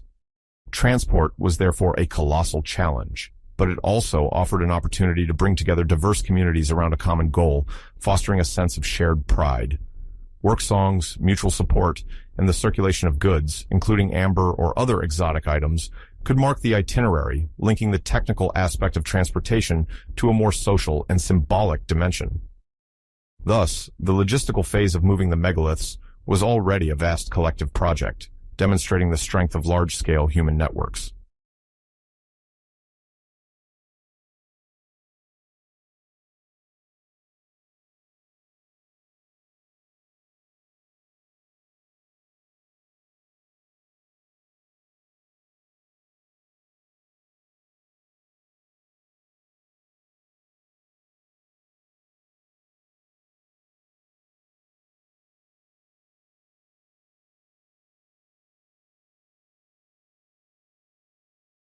Once the stones arrived on site, the problem of lifting them was just as crucial. The builders dug recessed pits, whose depth depended on the size of the block. To erect a sarsen vertically, weighing several tens of tons, inclined ramps, supported by wooden beams or simple earth mounds, were used. The lifting team handled ropes, levers, and sometimes counterweights to tilt the stone into the pit. It was a critical moment because the megalith had to fit correctly without cracking under its own weight. Once the base was stable, solid packings filled the space around the stone, preventing any subsequent movement. This also allowed for slight correction of the final alignment. For the lintels, the task was even more complex. These horizontal blocks, sometimes heavy, had to be lifted to the top of the uprights and then fitted into pre-shaped mortise and tenon joints. The scaffolding probably involved planks, reinforced poles, and various safety wedges. The stone was raised in stages, maintaining continuous tension to avoid jolts. The operations were closely linked with sound or visual signals, serving to coordinate the collective effort. When the lintel reached the right height, it was slid onto the mortises, ensuring it was correctly adjusted before removing the temporary infrastructure.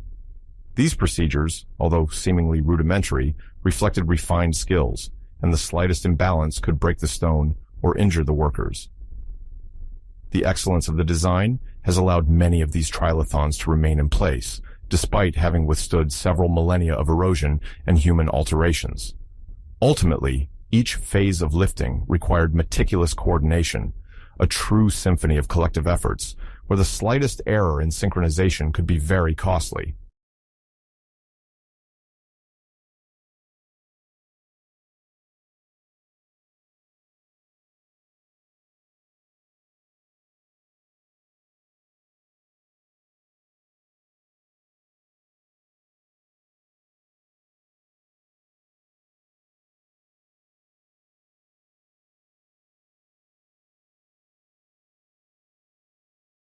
Beyond purely technical aspects, human logistics played a crucial role in the construction of Stonehenge. It was necessary to gather and feed groups of workers with various skills assigned to different tasks: extraction, cutting, transportation, or lifting. This organization involved the formation of food stocks, often in the form of grains, salted meat, and beverages like rudimentary beer. Banquets celebrating the end of a construction phase could encourage the participation of men from more distant regions, fostering a sense of cohesion. Excavations at Durrington Walls, not far from Stonehenge, have revealed many temporary housing structures suggesting seasonal gatherings. Added to this was the obligation to maintain or renew ropes, sleds, tools, and even leather items subject to wear. Agricultural calendars, marked by sowing and harvesting, often dictated the window of opportunity to bring in additional hands. The summer period was preferred, when the chalky soils of the plain were more stable and the favorable weather reduced forced stoppages. The intersite coordination revealed the existence of a long-distance exchange network where some populations could move temporarily to help. The discoveries of specific pottery, exotic flint tools, or similar funerary elements suggest a willingness to share knowledge and resources. Local authorities, perhaps from warrior or religious elites, orchestrated this vast gathering, ensuring logistics as well as the distribution of roles. The site itself became a place of daily interactions, where information and practices were exchanged. The smooth progress of operations required a clear hierarchy, capable of making quick decisions in case of problems, accidents, cracked blocks, bad weather, or simple lack of manpower.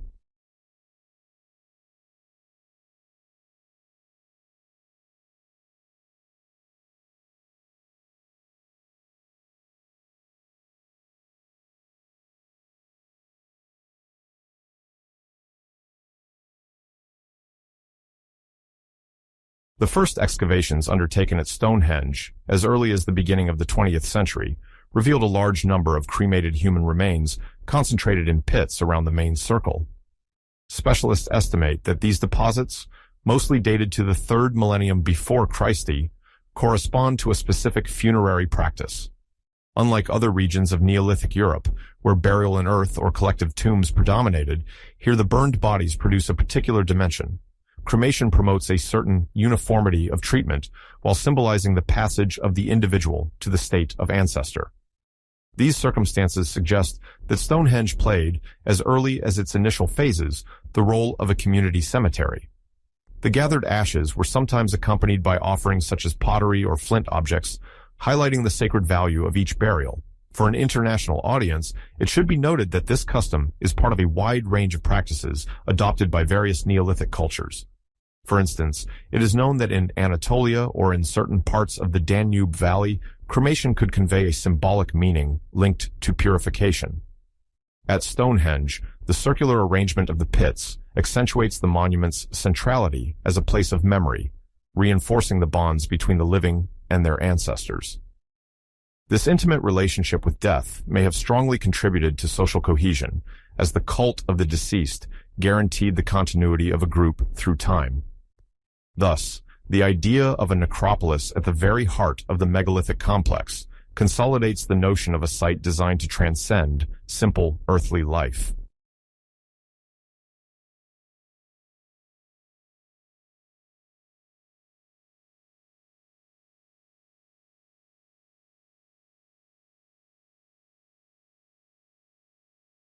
Alongside its funerary function, Stonehenge shows a clear interest in astronomical phenomena. Archaeologists have observed that the main entrance of the monument precisely aligns with the sunrise at the summer solstice, around the end of June, and its sunset at the winter solstice, around the end of December. This orientation suggests that the builders sought to fix in stone an essential seasonal marker, allowing for the marking of the annual cycle's turning points. In many ancient cultures, the observation of solstices structured religious and agricultural life, as it indicated the appropriate time for sowing, harvesting, or propitiatory rituals. In Egypt, for example, the heliacal rising of Sirius announced the flood of the Nile. Among the Mayans, architecture could also frame similar solar alignments. At Stonehenge, the sun's trajectory through the northeast-southwest axis offers a powerful visual spectacle, especially when the rays illuminate the central space formed by the immense sandstone uprights crowned with lintels. For the communities of the 3rd millennium before Christ, witnessing this phenomenon likely contributed to reinforcing the notion of a stable cosmic order, favoring the continuity of life and fertility. Ritual processions, sometimes evidenced by the presence of laid-out avenues, could reach the sacred enclosure at the exact moment when the sun appeared on the horizon, creating a spectacular staging. The stones themselves, by their circular arrangement, reinforced the idea of an uninterrupted cycle, that of the seasons, life, or even power.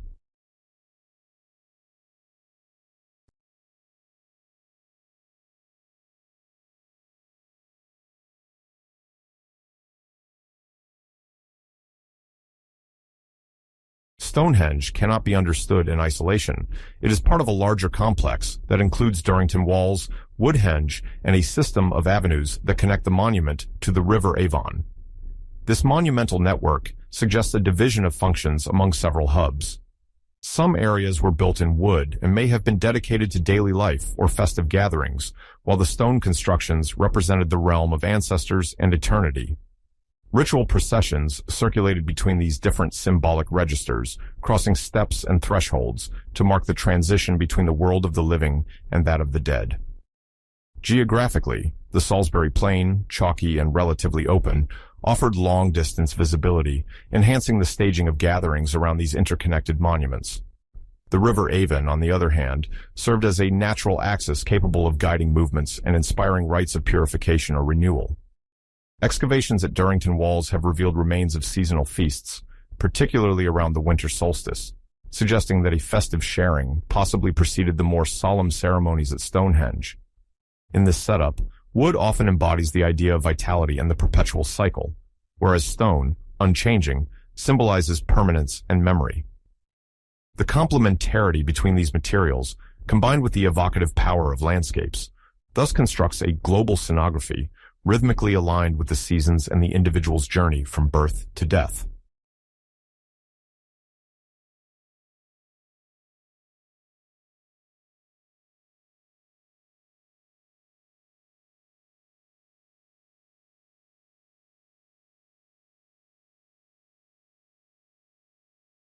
The construction of Stonehenge, requiring the extraction and transport of blocks sometimes weighing several dozens of tons, implies a complex social organization.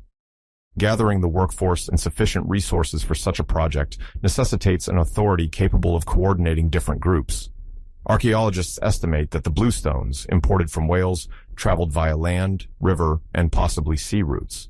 This logistics evokes networks of collaboration and alliance, as each segment of the journey required local expertise. Banquets, evidenced by heaps of bones and ceramics, reinforced cohesion by creating opportunities to redistribute food and gifts. This practice established a hierarchy between those who offered and those who received, while also strengthening diplomatic ties in a festive manner. Furthermore, the choice of materials, between local sarsens and more exotic Welsh stones, may illustrate a deliberate effort to assert power that transcends regional boundaries. Leaders, whether warrior elites or religious figures, found a way to seal their reputation. Once erected, the monument became a lasting testament to collective authority. However, it was a composite power because it involved a plurality of groups, each maintaining its own identity. Stonehenge, through its successive projects, also reflected the competition among different clans, seeking to leave their mark while maintaining cohesion around a recognized symbolic center.